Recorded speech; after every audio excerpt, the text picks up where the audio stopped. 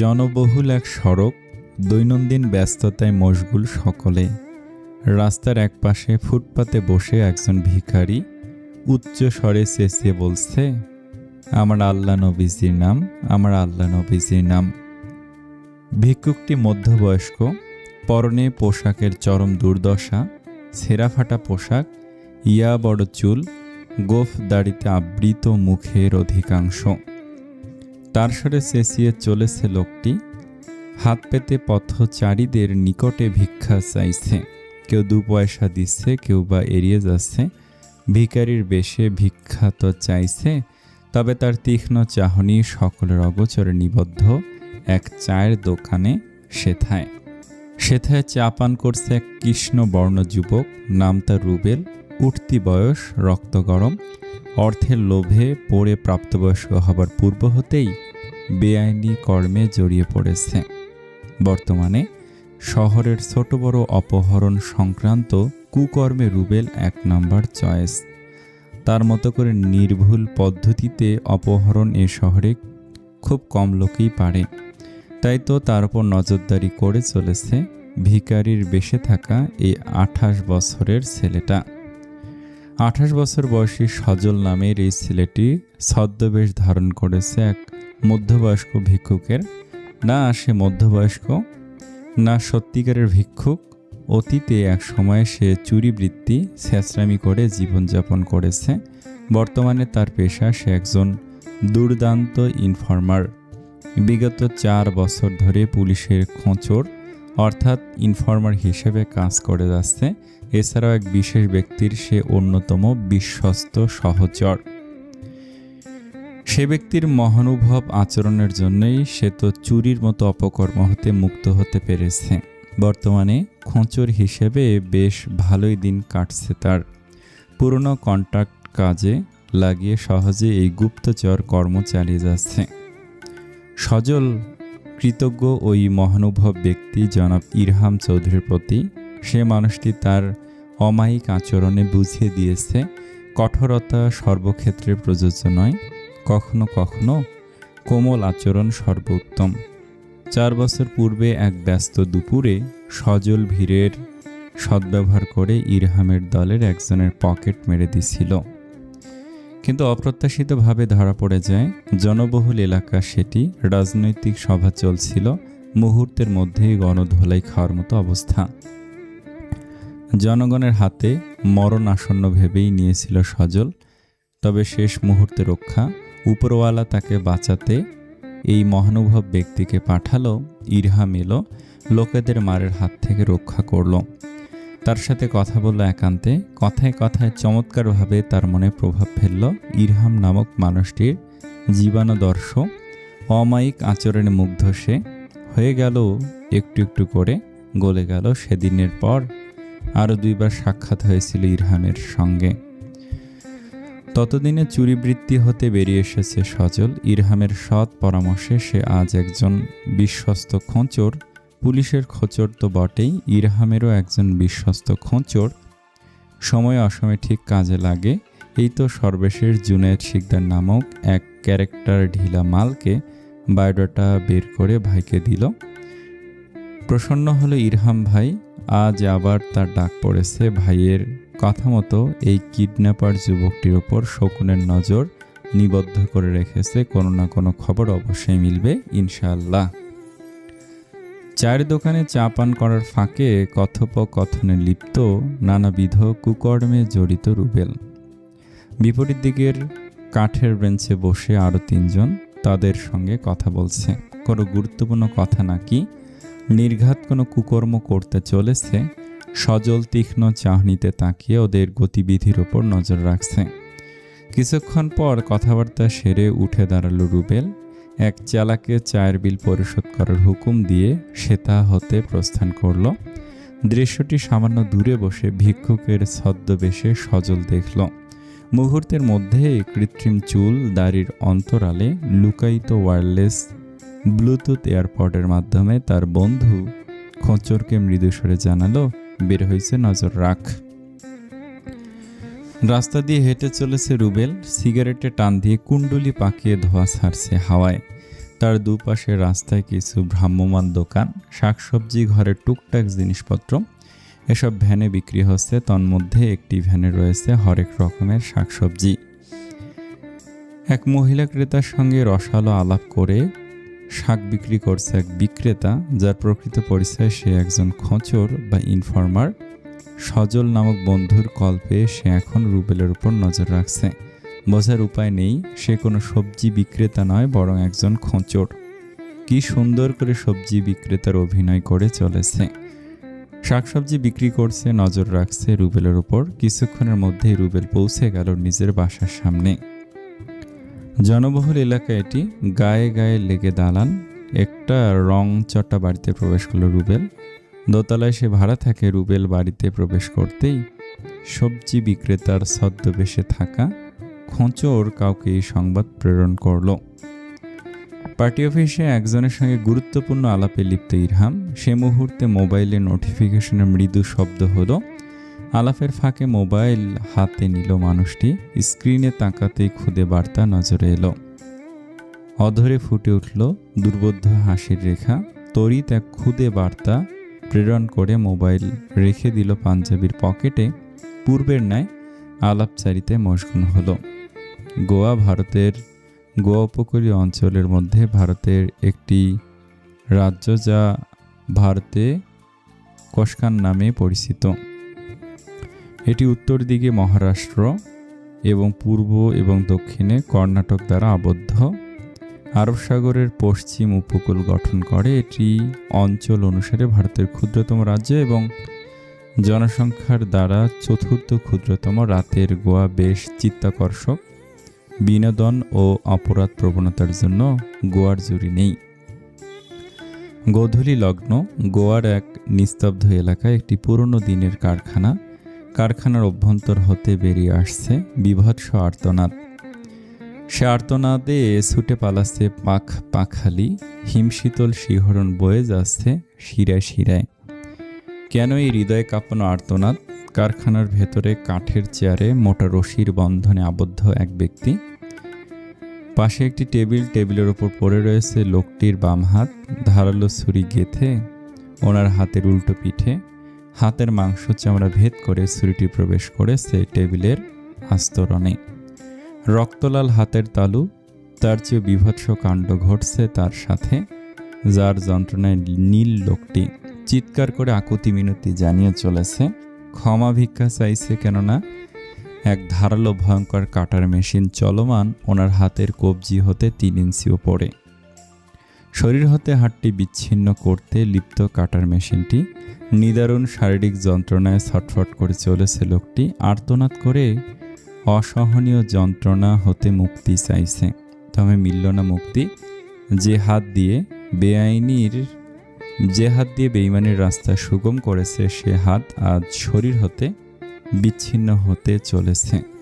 হাউমাউ করে কাঁদছে লোকটা। শরীর হতে হাত নয়, যেন তার কলিজা বিচ্ছিন্ন করা হচ্ছে। শত বিচ্ছু যেন কামড়ে চলেছে হাতে। চিৎকার করতে করতে গলা জড়িয়ে আসছে, তবু মিলল না স্যার। নির্লিপ্ত বদনে এক নকশাদার চেয়ারে বসে হিংস্রতার অপর নাম রুদ্রনীল।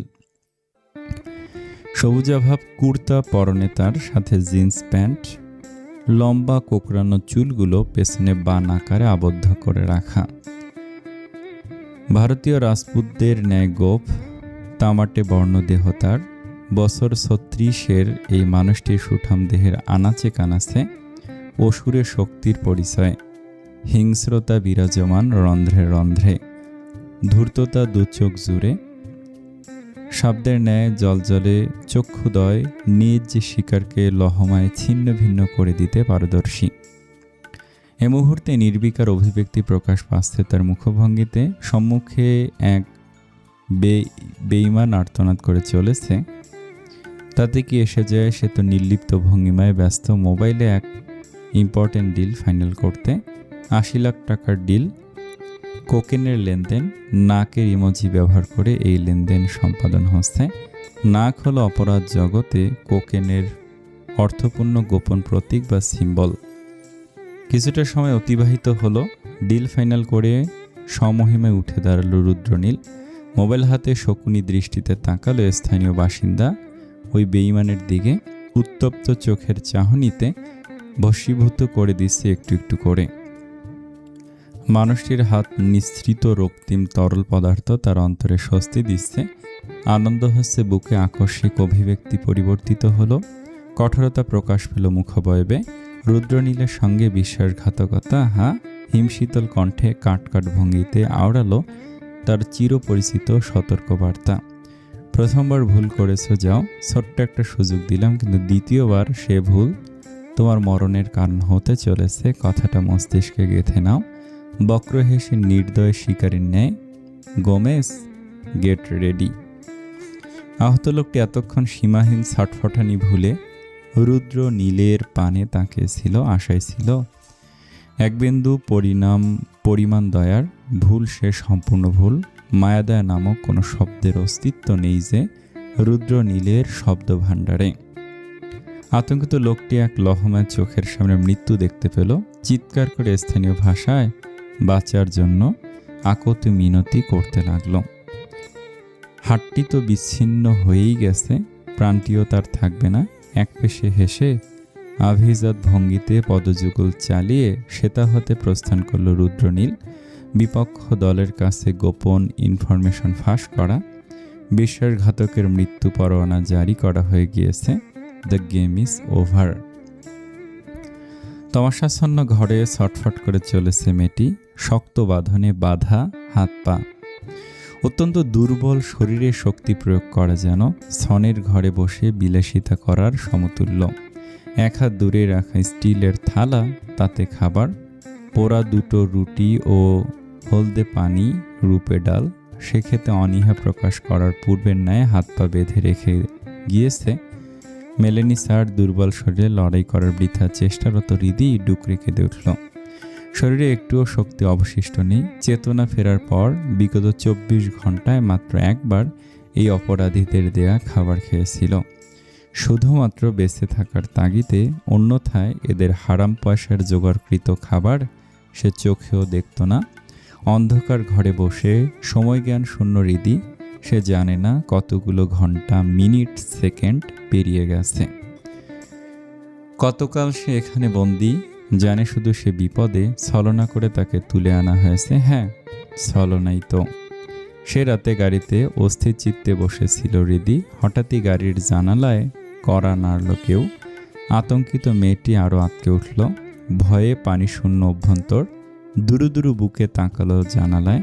দেহরক্ষী মুরাদ দাঁড়িয়ে ইশারায় জানালা নামাতে বলল। মহান স্রষ্টার নাম স্মরণ করে কম্পিত হাতে জানালা নামালো হৃদি। দরকারি কিছু বলবে কি আকস্মিক কিছু বুঝে ওঠার পূর্বেই দুর্বোধ্য হেসে জানালা হতে সামান্য ডানে সরে গেল মুরাদ। হৃদি অবাক নেত্রে তাকিয়ে কিছু বুঝে ওঠার পূর্বেই জানালা বরাবর হাজির হলো এক অপরিচিত গুন্ডা মতো দেখতে ব্যক্তি। মাত্র কয়েক সেকেন্ড কোনরূপ প্রতিক্রিয়া ব্যক্ত করার পূর্বেই সে ব্যক্তি ওর মুখে ক্লোরোফর্ম স্প্রে করল। শঙ্কিত মেয়েটি চোখের পলকে চেতনা হারালো। বুঝে গেল অক্ষিপুট। ঢলে পড়ল সিটে। ততক্ষণে অবচেতন সামনের সিটে বসা ড্রাইভারও।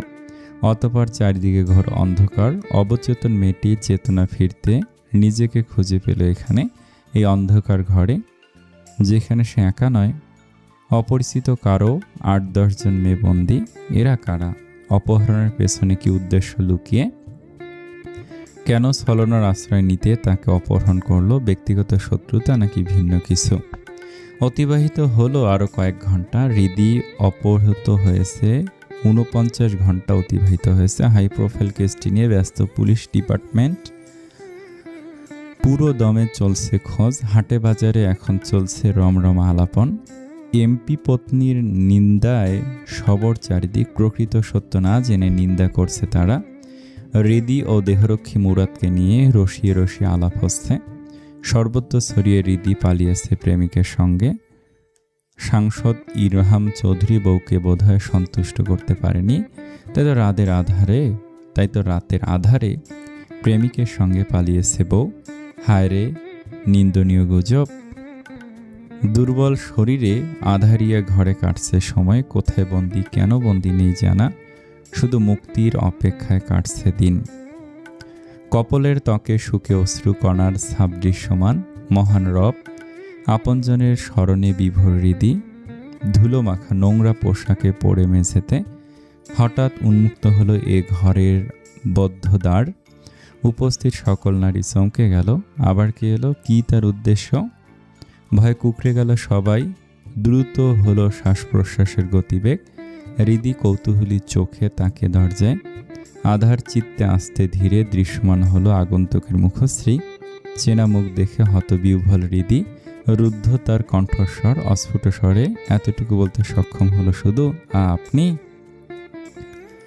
আপনি?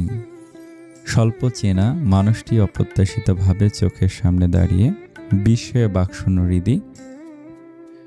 দুর্বল শরীর যেন বেশ কেঁপে উঠল।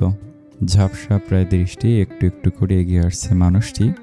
ভয়ে কুঁকড়ে যাচ্ছে মেয়েগুলো। একে অপরের সঙ্গে লেপ্টে সাহস সঞ্চয় করার বৃথা চেষ্টা চালিয়ে যাচ্ছে। মানুষটির নোংরা নজর ঘুরে বেড়াচ্ছে সুন্দরী ললনাদের কামনীয় দেহের ভাঁজে ভাঁজে। হৃদয় তন্মধ্যে একজন, ওড়নাবিহীন শরীর, হাত পা বাঁধা, তা সত্ত্বেও জড়সড় হয়ে নিজেকে ওই লোলুপ দৃষ্টি হতে আড়াল করার চেষ্টা করে চলেছে হৃদি। জুনায়েদ শিকদার তা লক্ষ্য করে হাসল, কেমন বিশ্রী হাসি। ঘৃণায় বিদ্বেষে মুখ কুঁচকে গেল ইরহাম পত্নীর। সন্নিকটে এলো জুনায়েদ, বসল একটি মেয়ের শরীর ঘেঁষে। কিশোরী মেয়েটি ভীতু সন্ত্রস্ত হয়ে কেঁপে উঠল। সিক্ত হলো নয়ন, একটুখানি সাহায্যের জন্য চোখ দুটো এদিক ওদিক ঘুরে বেড়াতে লাগলো। নিরুপায় বাকিরা চোখের ভাষায় অসহায়ত্ব। জুনায়েদ মেয়েটির ভীতু ভাব সম্পূর্ণ অবজ্ঞা করে হঠাৎই তার গলদেশ বরাবর নাক ডুবিয়ে দিল। লম্বা করে নাসিকা গ্রন্থিতে টেনে নিল। মেয়েলি সুবাস। ভয়ে অপমানে মেয়েটি হু হু করে কেঁদে উঠল। কঠিন হলো হৃদির মুখভঙ্গি। চরিত্রহীন লোক একটা। কিশোরী মেয়েটির ভীতু মুখ দেখে বেশ বিনোদন পেল জুনায়েদ। গলদেশের চুম্বন এঁকে আকস্মিক অট্টহাসিতে ফেটে পড়ল। সে হাস্যধ্বনি বদ্ধ ঘরে এক নিষ্ঠুর দানবের হুঙ্কারের ন্যায় প্রতিধ্বনিত হতে লাগল। দেয়ালে দেয়ালে আঘাতপ্রাপ্ত হচ্ছে হাস্যধ্বনি। ভয়ে রক্তশূন্য অবস্থা মেয়েগুলোর। ব্যতিক্রম একমাত্র এক অনন্যা নামচারা হৃদি। জুনায়েদ তখন দাঁড়িয়ে হেসে চলেছে মেয়েগুলোর ভীতিগ্রস্ত অবস্থা দেখে। এই তাহলে আপনার আসল রূপ? দুর্বল স্বরে বলে উঠল হৃদি। হাসির শব্দ থেমে গিয়েছে, কিন্তু হাস্য আভা এখনো লেপ্টে অধরে। জুনায়েদ পূর্ণ দৃষ্টিতে তাকালো ওর পানে। চকচক করে উঠল চোখ। দুই হাত দুদিকে প্রসারিত করে গর্বিত ভঙ্গিতে বলল, yes, this is a real me, Junaid Sikdar. কুকর্ম করে গর্ববোধ হচ্ছে। দৃষ্টি সরিয়ে নিল হৃদি। জুনায়েদ হাঁটি হাঁটি পায়ে এগিয়ে এলো। সম্মুখে বসল হাঁটু গেড়ে। হৃদি ঘৃণায় হাত পা বাঁধা অবস্থায় যথাসম্ভব পিছিয়ে গেল ইঞ্চি খানিক। ওর দেহ সৌন্দর্যে নোংরা দৃষ্টিতে উপভোগ করতে করতে জুনায়েদ বলল, এমপির এলেম আছে বলতে হবে। কয় মাসের মধ্যেই অমুক বানিয়ে ছেড়েছে ম্যান। জঘন্যতম বাক্যে হৃদির কান ঝাঁঝা করে উঠল। লজ্জা অপমানে রক্তিম হলো মুখ। ধিক্কার জানালো অভিব্যক্তিকে। জুনায়েদ হাসলো বক্র হাসি। কি বেব, মুখ কুঁচকে ফেলছো কেন? ভুল কিছু বলেছি কি? তোমার সেন্স হয়নি বুঝি? স্বামী শখ করেনি? চুপ করুন আপনি। নোংরা কথা বলে আর নিজেকে নিচে নামাবেন না। এই আপনার উচ্চশিক্ষার পরিচয়? কম্পিত কণ্ঠে জোরপূর্বক বলল হৃদি। কণ্ঠস্বর জড়িয়ে আসছে দুর্বল শরীরে। এত কথা বলা যেন দুষ্কর। হাত পা বাঁধা নিয়ে দেহের ঊর্ধ্বভাগ আবৃত করার বৃথা চেষ্টা চালালো। জুনায়েদ শব্দ করে হেসে উঠল, ইউ আর সো সেক্সি, দেখলে কেমন অমুক হয়। নামমাত্র উচ্চ শিক্ষিত জুনায়েদের ভাষাশৈলী অত্যন্ত নোংরা, জঘন্য, যে কোনো মেয়ের জন্য অপমানজনক। লজ্জায় ঘৃণায় হৃদির চোখে পানি জমল। মাটির অভ্যন্তরে লুকিয়ে যেতে চাইছে তনুমন। এত জঘন্য শব্দ। সি বেবস, এখানে কেন এসেছ জানো তো? হৃদি তখন আনত বদনে বসে। এই নোংরা লোকটার সঙ্গে বিন্দুমাত্র কথা বলতে ইচ্ছুক নয়। প্রশ্নের উত্তর না পেয়ে জুনায়েদ এক পেশে হাসল। উঠে দাঁড়িয়ে সকলের উদ্দেশ্যে বলল, বেবস, আর মাত্র 2 দিন এনজয় করে নাও। এরপর তোমাদের ঠাঁই হতে চলেছে ইউরোপ। হা হা হা। সে ইন ইউরোপ লা জবাব। উচ্ছ্বসিত বদনে বলল জুনায়েদ।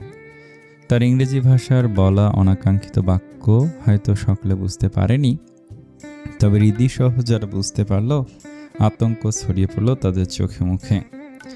তাদেরকে ইউরোপে পাচার করা হবে নোংরামি হিসেবে জীবন আরম্ভ হতে চলেছে। ইয়া খোদা! চোখ ফেটে পানি গড়িয়ে পড়ছে। হৃদি ভাঙা স্বরে কিছু বলতে চাইল, তবে শুনল না জুনায়েদ। শীষ বাজাতে বাজাতে আনন্দিত চিত্তে সেতা হতে প্রস্থান করল। পুনরায় বদ্ধ হলো দ্বার। বন্দী হয়ে পড়ল ওরা 11 জন। হৃদয় অস্ফুট স্বরে স্বামীকে ডেকে উঠল, কোথায় আপনি ইরহাম? নিজের ঘরে বন্দী রূপে হাত পা বাঁধা অবস্থায় পড়ে রুবেল। শহরের অন্যতম কুখ্যাত অপহরণকারী এ মুহূর্তে মেঝেতে লুটিয়ে পড়ে রয়েছে, হাত পা মুখ শরীরে দৃশ্যমান সকল অংশে আঘাতের চিহ্ন। পুলিশের বেদম মার বলে কথা, জায়গায় জায়গায় ছাপ পড়ে গেছে।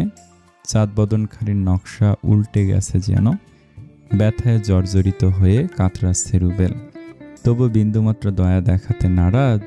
সম্মুখে কাঠের চেয়ারে বসে থাকা মানুষটি কোনই থেকে চেয়ারের হাতলে দুহাত মুঠো করে, তার ওপর থুতনি স্থাপিত, সুগভীর নীলাভ গহ্বর আজ ওই দু চোখে।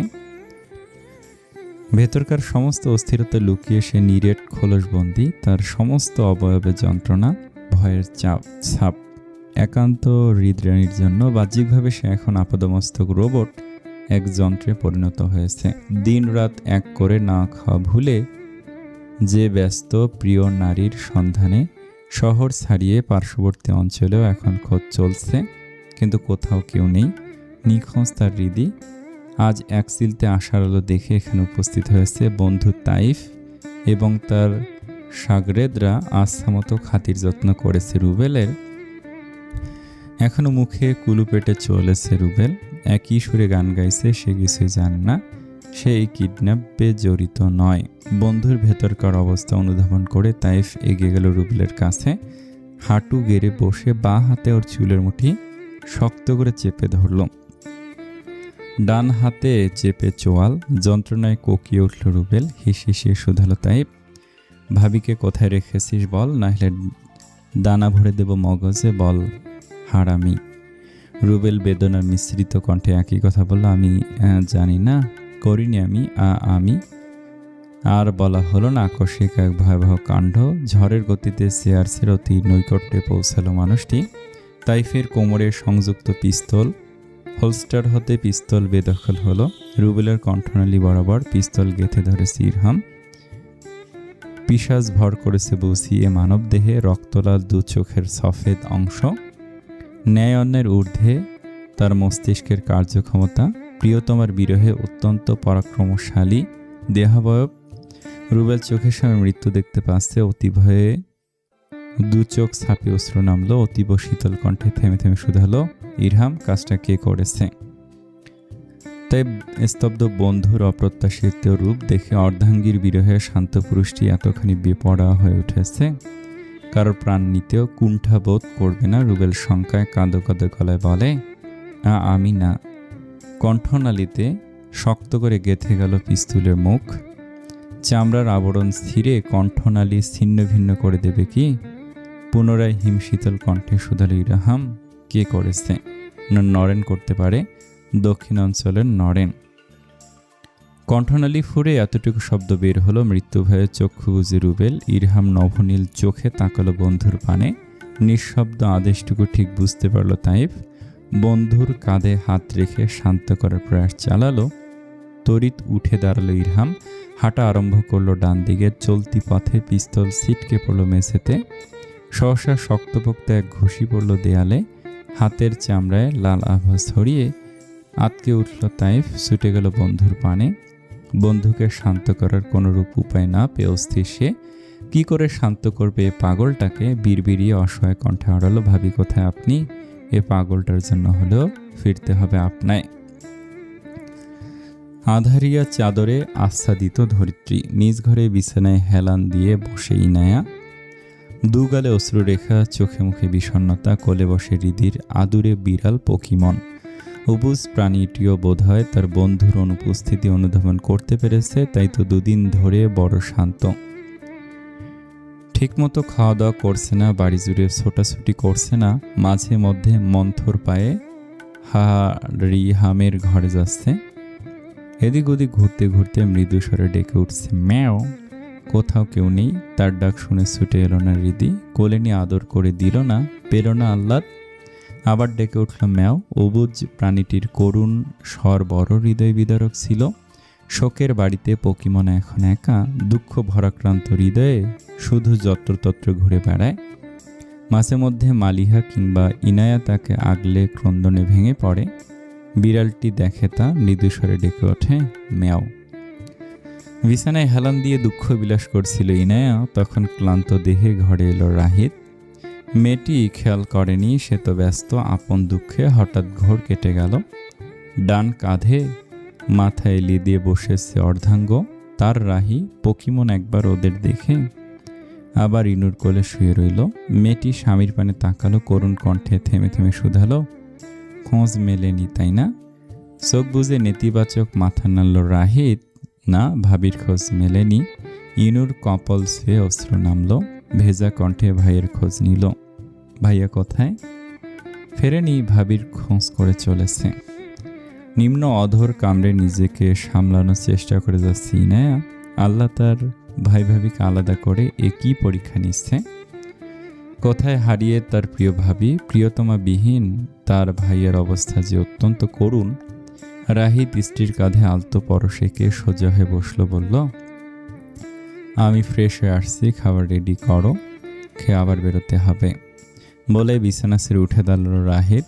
এগিয়ে গেল ওয়াশরুমে। ইনায়া অশ্রু সজল নয়নে ঘড়ির পানে তাকালো। রাত 11টা বাজে। খেয়ে মানুষটা আবার বেরোবে, কখন ফিরবে ঠিক নেই। আর ভাইয়া, সে খেয়েছে কিছু? এখনো তো বাড়ি ফিরল না। ভাবির বিরহে ভাইয়া তার কেমন পাথর হয়ে গেছে। নামমাত্র জিন্দা লাশ হয়ে বেঁচে আছে ভাবি। হসপিটাল স্বরে ডেকে উঠলে ইনায়া। ঝাপসা হয়ে আসছে নেত্রজোড়া। আনন্দাঙ্গনের আনন্দ আজ হারিয়ে যেন কোথাও গেছে। 60 ঘন্টার বেশি অতিবাহিত হয়েছে নিখোঁজ হৃদি। সকাল 8:10 এখন টয়োটা প্রিমিয়রটি ছুটে চলেছে খুলনা বাগেরহাট হাইওয়ে ধরে। পিছু পিছু আসছে আরও দুটো গাড়ি। যেথায় রয়েছে বন্ধু তাইফ এবং দেহরক্ষী বিন্দু। 3টে গাড়ি একত্রে ছুটে চলেছে গন্তব্য বাগেরহাট, নরেনের ডেরা। রুবেলের কাছ থেকে নরেন নামটি জানতে পেরে একটু দেরি করেনি ইরহাম। বিশ্বস্ত স্রোস কাজে লাগিয়ে রাতের মধ্যে নরেনের বায়োডাটা বের করে ফেলেছে। দিনমণির কিরণে পৃথিবী আলোকিত হতে রওনা হয়েছে ইরহাম। অপেক্ষা কিছু সময়ের মুখোমুখি হতে চলেছে সে এবং নরেন। চোখে মুখে তার কঠোরতা দপদপ করে চলেছে শিরোপশিরা। আশার আলো লুকিয়ে বক্ষ মাজারে। তোমার ইরহাম আসছে, একটুখানি ধৈর্য ধরো যান। বৃদ্ধি পেল গাড়ির গতিবেগ। দক্ষ হাতে ক্ষিপ্ত গতিতে এগিয়ে যাচ্ছে টয়োটা প্রিমিও। তাই ফোনে কাউকে নির্দেশনা দিতে ব্যস্ত। দল বেঁধে আসছে তারা। নরেনের পালানোর সমস্ত পথ বন্ধ।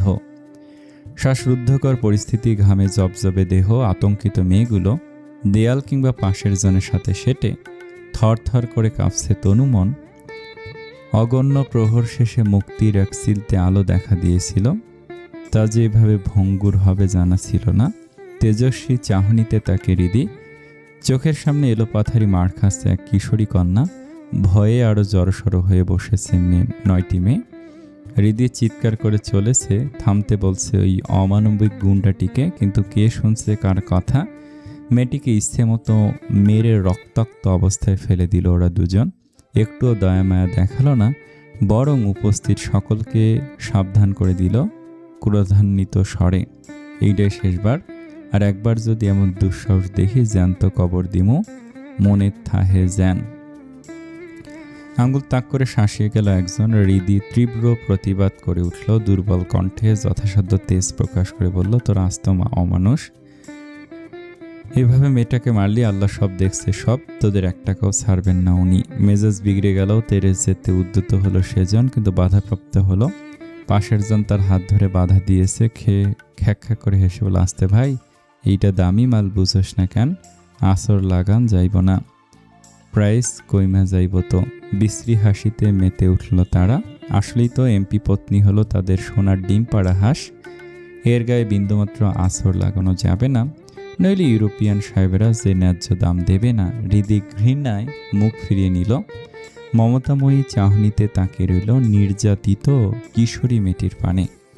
সামান্য ভুলের জন্য এ কী অবস্থা! নাক ফেটে রক্ত বের হচ্ছে, মাটিতে গুঙ্গিয়ে চলেছে সে। হৃদির চোখে পানি জমল। সাহায্য প্রার্থনা করতে লাগলো মহান রবের নিকট। ততক্ষণে গুন্ডা দুটো ওদের সবার হাত পায়ের বাঁধন পরীক্ষা করে সেথা হতে প্রস্থান করেছে। পালানোর সব রাস্তা বন্ধ। কেন হলো এমনটি? এমনটি তো হওয়ার কথা ছিল না। বিগত 10 ঘন্টা ধরে পালানোর চেষ্টা করে যাচ্ছিল হৃদি। ক্রমাগত চেষ্টা করতে করতে পেছনে বাঁধা 2 হাতের বাঁধন একটু আলগা হলো। অতিরিক্ত প্রচেষ্টায় চামড়া ছিঁড়ে বেরিয়ে এলো রক্ত। তাতে ভ্রুক্ষেপ না করে মুক্তির আশায় জ্বলজ্বল করে উঠল 2 চোখ। ফিসফিসিয়ে সঙ্গীদের মুক্তির সংবাদ জানালো সে। খুশিতে আটখানা সকলে, চোখে বাঁধ ভাঙা অশ্রু। অবশেষে মুক্তির স্বাদ মিলবে, কিন্তু কি করে কি করবে ভাবনায় মশগুল হয়ে অতিবাহিত হলো কয়েক ঘন্টা। চট করে মস্তিষ্কে কড়া নাড়ল একটি বুদ্ধি। হৃদির থেকে মাত্র 3 হাত দূরে পেছন দিকে ছিল কিশোরী মেয়েটি। বুদ্ধিমতী হৃদি শত্রুদের চোখ ফাঁকি দিয়ে ঘন্টা 2 সময় লাগিয়ে সে মেয়েটির কাছে পৌঁছাতে সক্ষম হলো। মেঝেতে পিচ্ছিল খেয়ে খেয়ে পৌঁছেছিল। চতুরতার সহিত একে অপরের দিকে পিঠ ফিরিয়ে বসল তারা দুজন। পিছন দিকে বাঁধা হাত হৃদি ও মেয়েটি আস্তে ধীরে সময় নিয়ে একে অপরের হাতের বাঁধন খুলতে সক্ষম হলো। ওরা চালাকি করে হাতে আলগাভাবে রশি জড়িয়ে রাখলো শত্রুদের ধোঁকা দেওয়ার জন্য। তবে বাকিদের হাতের বাঁধন খোলার সুযোগ হয়ে উঠল না। ওভাবে ওরা দুজন অপেক্ষা করতে লাগলো সঠিক সময়ের জন্য। তবে তাদের আশায় যে এভাবে কেরোসিন পড়বে ভাবতে পারেনি ওরা। দৈনন্দিন রুটিন অনুযায়ী আজও বদ্ধ ঘরে টহল দিতে এলো একটা গুন্ডা। ওদের হালচাল নিরীক্ষা করে দেখলো প্রতিদিনের ন্যায় আজও এক নারী দেহের কোমলতায় ডুব দিতে আনচান করছে মন। পুরোটা না হোক একটুখানি তো করা যেতেই পারে। একটি লোলুপ দৃষ্টিতে তাকিয়ে লোকটি চঞ্চল পেয়ে অগ্রসর হতে লাগলো হৃদির পেছনের দিকে বসে থাকা কিশোরী মেয়েটির পানে। ভয়ে জমে গেল মেয়েটি, কেঁপে উঠল কা। হৃদি ঠিক অনুধাবন করতে পারলো আসন্ন পরিস্থিতি। বারবার দুর্বল কণ্ঠে নিষেধ করতে লাগলো, কে শুনে কার কথা। কিশোরী মেয়েটি পিঠের কাছে মিথ্যামিথ্যিভাবে বাঁধা 2 হাত কেঁপে চলেছে। জড়সড় হয়ে যাচ্ছে দেহ, চোখে নোনা জল। এই যাবি না ওর কাছে, চলে যা চলে যা। হৃদি নিষেধাজ্ঞা অগ্রাহ্য করে লোকটি বসল কিশোরী মেয়েটির সম্মুখে। বিশ্রীভাবে হেসে উঠল। তার নোংরা চাহনি ঘুরে বেড়াচ্ছে কিশোরী দেহের যত্রতত্র। ভয়ে আতঙ্কে দিশেহারা মেয়েটি। হঠাৎই লোকটি সে মেয়ের অধর পানে ডুব দিল। স্তব্ধ ওরা সকলে। এসব নতুন নয়। একমাত্র সোনার ডিম পাড়া হাঁস অর্থাৎ হৃদি ব্যতীত কম বেশি সকলে বিগত দিনগুলো ধরে এসবের শিকার হয়ে এসেছে। হৃদি অপমানে চিৎকার করে উঠল, ছাড়তে বলল বাচ্চা মেয়েটিকে। কতই বা বয়স ওর? 13 কি 14 হবে। এই বয়সে এসব? কিশোরী মেয়েটি অনাকাঙ্ক্ষিত স্পর্শ আর সইতে পারল না। স্নায়ু যুদ্ধে পরাজিত হয়ে আলগা হাত দিয়ে লোকটিকে ধাক্কা দিয়ে সরিয়ে ফেলল নিজের থেকে। ঘৃণিত স্পর্শে হু হু করে কাঁদতে কাঁদতে ছুটল স্বল্প খোলা দরজার দিকে। লহমায় সব শেষ। হতবিহ্বলরা তাকে দেখল নির্মমতা ও বুঝ মেয়েটি ঠিক ধরা পড়ে গেল। এরপরের ঘটনা অজানা নয়। 2 জন পালোয়ানের মতো গুন্ডাকে বেদম প্রহার করে রক্তাক্ত অবস্থায় মেঝেতে ফেলে দিল। তড়িৎ নিরীক্ষা করে দেখল আর কার হাত খোলা। না চাইতো পরাজিত হলো হৃদি। অত্যাধিক দুর্বলতা ওকে হারিয়ে দিল। অতি কষ্টে খোলা হাত দুটো পুনরায় শক্ত রশির বন্ধনে আবদ্ধ হলো। পরাজিত হরিণীর ন্যায় নত হলো মুখ। নীরবে নিঃশব্দে বিসর্জন দিতে লাগলো অশ্রুবিন্দু। দিবাবসীর দীপ্তি সে ঘরে প্রবেশ করতে ব্যর্থ। ভারী পর্দার আস্তরণ দিবা বসুকে টেক্কা দিতে টহলরত। ঘরের মধ্যে দিনের আলো প্রবেশ করতে পারছে না। জানালার বাইরে লুটুপুটি খাচ্ছে হালকা কৃত্রিম আলোতে উজ্জ্বল ঘরটি। বিছানায় শায়িত এক দুর্বল দেহ। মমতাময়ী মালিহা আজ শয্যাশায়ী। ওনার শিউরে বসে এজাজ সাহেব। দুঃখী বদনে আলতো করে স্ত্রীর মাথায় হাত বুলিয়ে চলেছেন। কন্যাসম পুত্রবধূর শোকে একই হাল হয়েছে তার সহধর্মিনীর। হওয়াটা অস্বাভাবিক নয় বটে, এক অদ্ভুত মায়াজালে জড়িয়েছিল যে তারা মা বেটি। তাদের দেখে যে কেউ বলবে এরা আপন মা ও মেয়ে। শাশুড়ি বৌমা এ যেন কেউ ভাবতেও পারত না। মালিহা যেন একটু বেশি জড়িয়ে পড়েছিল পুত্রবধূর সঙ্গে। মাতৃহৃদয় তো একজনের অনুপস্থিতি আরেকজনকে দিয়ে মিটিয়ে নিচ্ছিল, ভরাট করছিল তার শূন্য হৃদয়। শিশু ইরহাম তখন 8 বছরের। দ্বিতীয়বারের মতো মা হতে চলেছেন মালিহা। খুশির বন্যা বয়ে গেল আনন্দাঙ্গনে। গম্ভীর এজাজ সাহেবও অনাগত সন্তানের অপেক্ষায় ভেতরে ভেতরে অত্যন্ত খুশি। উদ্গ্রীব শিশুকন্যাকে কোলে তুলে আদর করার জন্য বোন আসতে চলেছে। শিশু ইরুও বেশ খুশি। গর্ভকালীন সময়ে শুরু থেকে মালিহা দুর্বল, শরীরে নানা রকম জটিলতা, তবু অনাগত কন্যার জন্য উনি সকল কষ্ট সহ্য করে যাচ্ছিলেন। তবে সৃষ্টিকর্তার পরিকল্পনা ছিল ভিন্ন কিছু। নির্ধারিত সময়ের কিছুদিন পূর্বে প্রসব বেদনা উঠল। মালিহার শারীরিক অবস্থা সংকটাপন্ন। অপারেশন টেবিলে যন্ত্রণায় ছটফট করে চলেছেন উনি। অনবরত মহান রবের সাহায্য চাইছেন। খিঁচুনি উঠে গেল শরীরে। দীর্ঘ সময় ধরে অস্ত্রোপচার সম্পূর্ণ হলো। ভূমিষ্ঠ হলো মৃত কন্যা সন্তান। এক গম্ভীর পিতা সেদিন মৃত কন্যাকে কোলে নিয়ে আবেগপ্রবণ হয়ে পড়েছিল। মিনিট কয়েকের দুঃখ, অতঃপর স্ত্রীর কথা বিবেচনা করে নিজেকে শক্ত করে নিয়েছিলেন এজাজ সাহেব। মালিহা তখন কন্যা শোকে পাথর। এজাজ সাহেব বালক ইরহাম রাজেদা খানমের অক্লান্ত প্রচেষ্টায় ধীরে ধীরে মাস 6 বাদে সুস্থ হলেন মালিহা। উদ্গ্রীব হয়ে উঠলেন পুনরায় মা হওয়ার জন্য। দুর্বলতা এবং শারীরিক জটিলতার জন্য এজাজ সাহেব সে আবদারে প্রশ্রয় দিলেন না। অতঃপর বছর গড়ালো কয়েক। ইরহামের তখন 12 বছর বয়স। কন্যা সন্তানের মা হলেন মালিহা। সে কি আবেগপূর্ণ মুহূর্ত! নবজাতক ইনুকে আদরে আদরে ভরিয়ে দিলেন উনি। এজাজ সাহেবের চোখে খুশির অশ্রু। ইরহাম স্বভাবসুলভ গম্ভীর মুখে ছোট্ট বোনটার হাতে চুমু খেল। কাঁপা কাঁপা হাতে কোলে নিল। প্রথমবারের মতো তার বোন এসেছে। ইরহামের জন্য পাত্রী দেখতে গিয়ে প্রথমবারের মতো হৃদির সঙ্গে সাক্ষাৎ। মমতাময়ী মালিহা এক দেখাতে অদ্ভুতভাবে মেয়েটার মায়ায় জড়িয়ে পড়লেন। উপরওয়ালার ইশারায় চৌধুরী বাড়ির বউ হয়ে এলো হৃদি। মালিহা যেন ওনার হারিয়ে যাওয়া কন্যাকে ফিরে পেলেন। নিজের মেয়ের চেয়েও বেশি আদর যত্ন করতে লাগলেন ওকে। ওনার মেয়ে ফিরে এসেছে, সে মাকে ছেড়ে যায়নি। এই কি সুন্দর পেছন পেছন ঘুরে বেড়ায়। মধুর কণ্ঠে মা বলে ডাকে। পরাণ জুড়িয়ে যায় ওনার। অর্থবিত্তে দাম্ভিক এজাজ সাহেব হৃদিকে পুত্রবধূ মানতে নারাজ। সময়ের পরিক্রমায় মেয়েটির আচরণ বদলে গেল। দিন রাত ওনায় পাপা পাপা বলে ডাকে। আপন কন্যার ন্যায় এটা ওটা আবদার করে। পাখির মতো কিচিরমিচির করে সারাক্ষণ, কি মিষ্টি করে হাসে। আজ যদি ওনার মেয়েটা বেঁচে থাকতো এমনই হতো, তাই না? ইরহামের 30 চলছে, মেয়েটা তাহলে বছর 22-এর হতো। হৃদির চেয়ে বড়, অল্প একটু বড়, কিন্তু ঠিক এমন আদুরে হতো, তাই না? ওনার কাছে কত শত আবদার করত। মেয়েরা তো বাবার রাজকন্যা হয়। ইনায়া ছোট থেকে বাবার গম্ভীর স্বভাবের জন্য ভয় পায়। ওনায় কেমন এড়িয়ে চলে, তাই হৃদির আদুরে ব্যক্তিত্বে অল্পতেই ওনার হৃদয়ের বরফ গলে পানি হলো। অজান্তে উনিও হারিয়ে যাওয়া মেয়ের আসনে বসিয়ে ফেলেন ওকে। এভাবেই চলছিল ইরহাম, হৃদি, ইনায়া এবং ওনারা। হঠাৎ কি থেকে কি হয়ে গেল। দমকা হওয়ায় এলোমেলো হলো সাজানো গোছানো ঘর। কোথায় হারিয়ে আনন্দাঙ্গনের আনন্দ উৎসব। এজাজ সাহেব ম্লান বদলেন। স্ত্রীর মাথায় হাত বুলিয়ে আলতো করে চুমু এঁকে দিলেন। আল্লাহ ভরসা, ইনশাআল্লাহ সব ঠিক হয়ে যাবে। আনন্দাঙ্গনে ফিরবে সেই পুরনো আনন্দ মেলা। ঘড়ির কাঁটা তখন 11-র কাছাকাছি।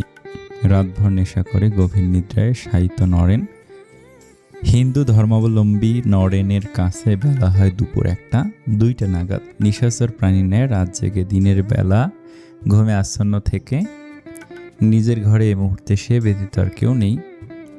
ঘরের দরজা বন্ধ, কিন্তু ঊর্ধ্ব উন্মুক্ত জানালা। সূর্যের কিরণ অবলীলায় প্রবেশ করছে ঘরে। হঠাৎই ঘুমে ব্যাঘাত। দরজায় জোরে জোরে আঘাতের শব্দ। এত জোরে শব্দ হচ্ছে যে পুরো ঘর কেঁপে উঠছে। ঘুমন্ত স্নায়ু লম্ফ দিয়ে জাগ্রত হলো। তড়িৎ ঘুম থেকে ছিটকে বেরিয়ে এলো নরেন। আকস্মিক কাণ্ডে জোরে জোরে শ্বাস পড়ছে। অনিয়ন্ত্রিতভাবে কাঁপছে সারা শরীর। ঝাপসা চোখে সে হজ বড়ল দেখছে। ঝিমঝিম করছে মাথা। বেশ যন্ত্রণা হচ্ছে বুঝি। কিয়ৎক্ষণ বাদে একটুখানি ধাতস্থ হয়ে বিশ্রী গালমন্দ করলো সে। রাতের নেশা এখনো কাটেনি। বিছানা ছেড়ে নেমে এলো। টালমাটাল পদযুগল হেলে দুলে দরজার কাছে গেল নরেন। না হলে দরজায় অত্যাধিক আঘাতে তার 2 রুমের বাসা উড়ে যাবে বুঝি।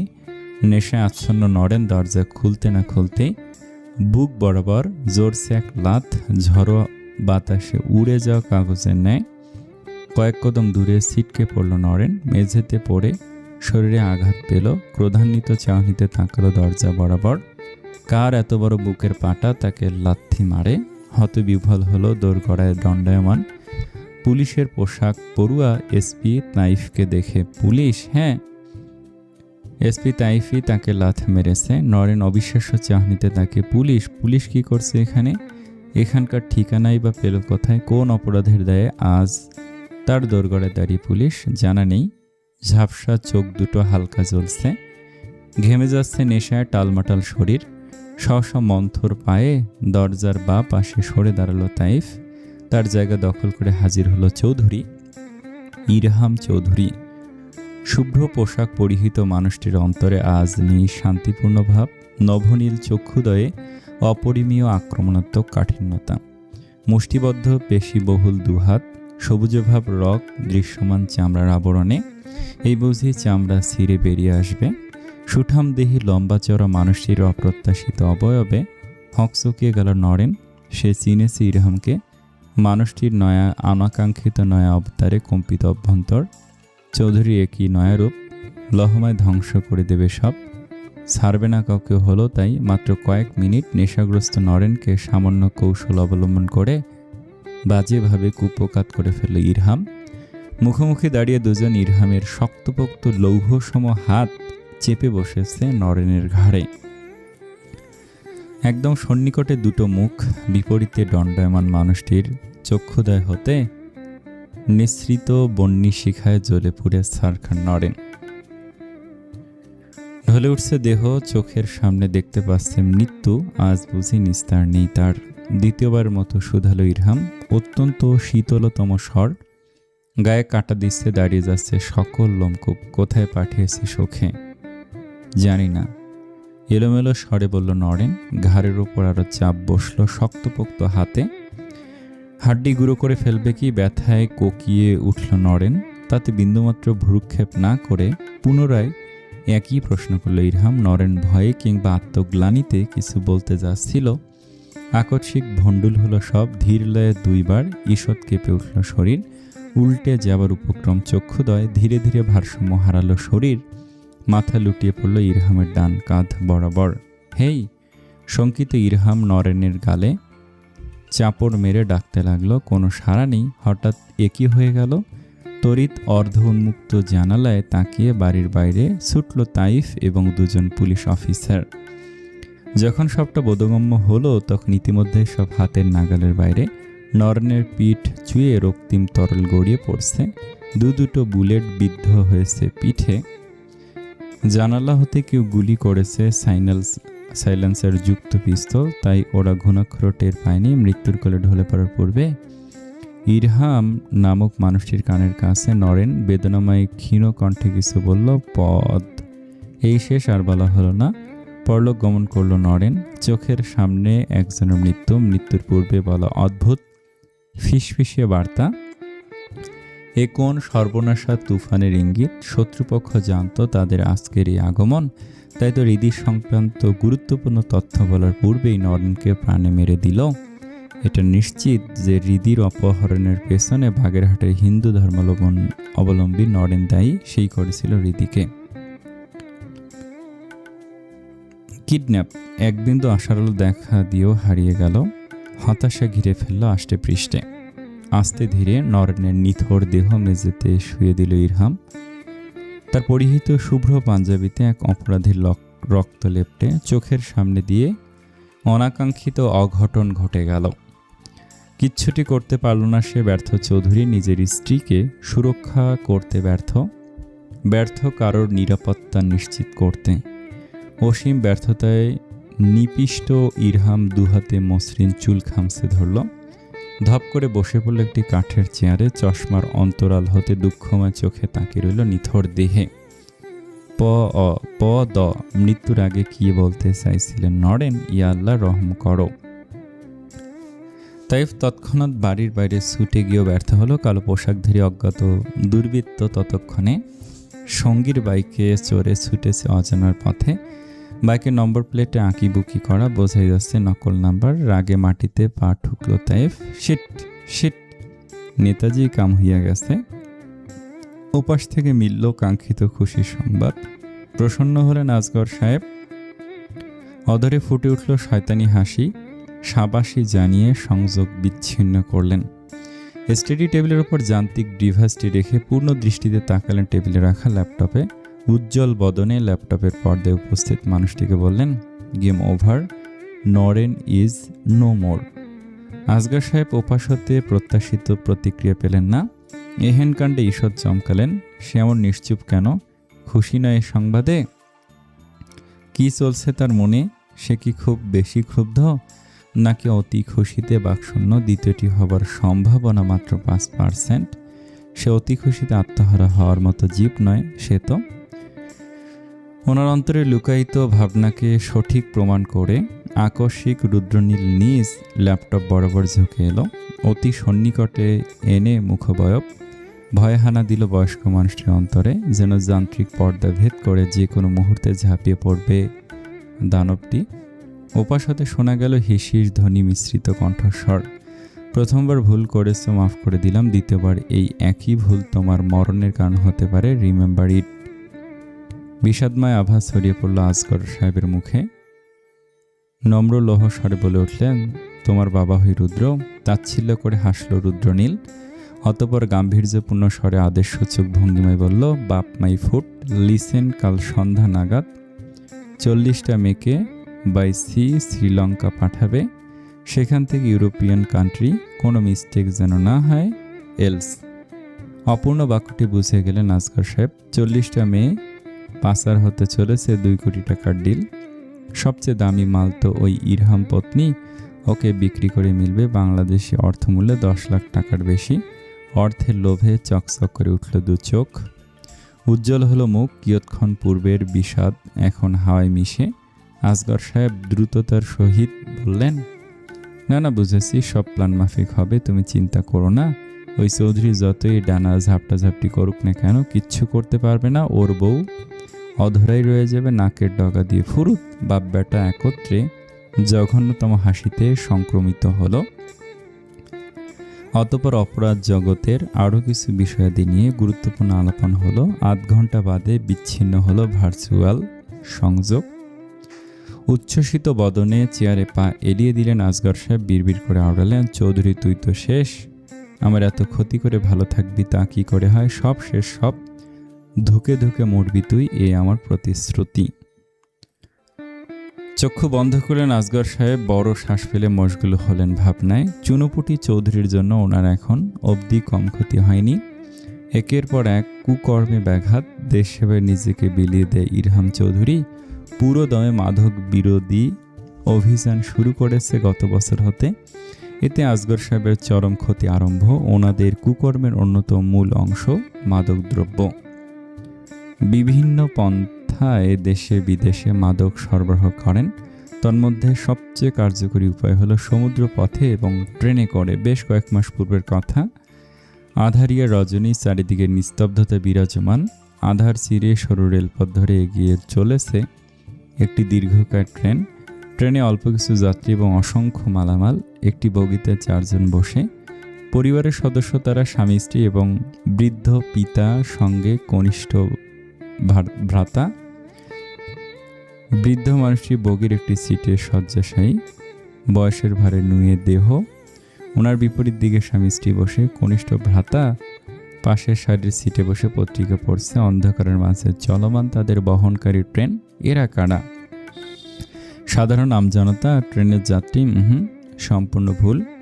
সাধারণ জনগণের বেশে এরা একজন অপরাধী, মাদক পাচারকারী। এরা দুর্দান্ত চতুরতার সহিত ট্রেন মাধ্যমে দেশের এ প্রান্তে হতে ও প্রান্তে মাদক সরবরাহ করে থাকে। একটা দুটো করে কয়েকটি স্টেশন অতিক্রম হলো। চতুর্থ স্টেশনে এসে থামল ট্রেনটি। বেশ কিছু সাধারণ যাত্রী নেমে গেল। আর মাত্র দুটো স্টেশন বাকি। সারা ট্রেনে মাত্র 9-10 জন যাত্রী অবশিষ্ট। ভিন্ন ভিন্ন বগিতে বসে তারা, কেউ তন্দ্রাচ্ছন্ন, কেউ মোবাইলে মগ্ন, কেউ বা আলাপচারিতায় লিপ্ত। সবই তাদের অভিনয় কুটিলতা। অবশিষ্ট এ কয়েকজন যাত্রীর ছদ্মবেশ অপরাধী। ট্রেন দাঁড়িয়ে স্টেশনে যে কোনো মুহূর্তে চলতে আরম্ভ করবে। যে মুহূর্তে ট্রেন চলতে আরম্ভ করবে ঠিক তখনই ভেতরে প্রবেশ করলো কয়েকজন। নৈশকালীন সময়ে তাদের আকস্মিক উপস্থিতি বড় ভুতুড়ে লাগলো। কেমন গা ছমছম পরিবেশ। বগিতে থাকা কয়েকজন ছদ্মবেশী অপরাধী নতুন লোকের আগমনে নিজেদের মধ্যে ফিসফিসানি কথা বলতে লাগলো। চিনতেও পারল না এই নতুন আগন্তুকের দল পেশাগত জীবনে আইনশৃঙ্খলা বাহিনীর সদস্য হিসেবে পরিচিত। তন্মধ্যে চলতে আরম্ভ করেছে ট্রেনটি। নতুন উদিত 8 জন কোনো নির্দিষ্ট সিটে বসল না, বরং এলোমেলোভাবে ছড়িয়ে ছিটিয়ে পড়ল। হাঁটতে লাগলো এদিক ওদিক। তীক্ষ্ণ তাদের চাহনি, যে চাহনিতে ভীতু সন্ত্রস্ত হলো। পূর্ব হতে উপস্থিত যাত্রীবৃন্দ অর্থাৎ অপরাধীরা। অতিবাহিত হলো কিছু মুহূর্ত। অতঃপর একসময় কাঙ্ক্ষিত সুযোগ পেয়ে আরম্ভ হলো দুপক্ষের লড়াই। মাদক বিরোধী অভিযান। আকস্মিক আক্রমণে হকচকিয়ে গেল অপরাধীরা। তবে স্বল্প সময়ের মধ্যেই স্বরূপে ফিরে এলো। করতে লাগলো পাল্টা আঘাত। ঘুটঘুটে আধারে চলমান রক্তক্ষয়ী খেলা। কেউ কাউকে ছাড় দিতে নারাজ। ক্ষুদ্র বগির ভেতরে গঙ্গানি শব্দ প্রতিধ্বনিত হয়ে চলেছে। রক্তে রঞ্জিত হচ্ছে ট্রেনের আসন। দুপক্ষের পরপর কয়েকটি দেহ নিথর রূপে লুটিয়ে পড়ল মেঝেতে। চলমান রইল সে শত্রু খেলা। আধারিয়া রজনীতে ঘনিয়ে এলো বিপদ। আইনশৃঙ্খলা বাহিনী বনাম পাচারকারী লড়াই চলমান। ঘন গাছপালায় আচ্ছাদিত সরু লাইন ধরে এগিয়ে চলেছে ট্রেনটি। স্বল্প সময়ের মধ্যেই ছোটখাটো এক মৃত্যুপুরীতে পরিণত হয়েছে যেন। দুই পক্ষের বেশ কিছু সদস্য আহত নিহত হলো। অবশেষে এলো আকাঙ্ক্ষিত সফলতা। ট্রেনের সিটের নিম্নভাগ বার্থ ওয়াশরুম। ছদ্মবেশী যাত্রীদের নকল মালপত্র হতে দেশ বিদেশে প্রায় 25 লাখ টাকার মাদকদ্রব্য উদ্ধার হলো।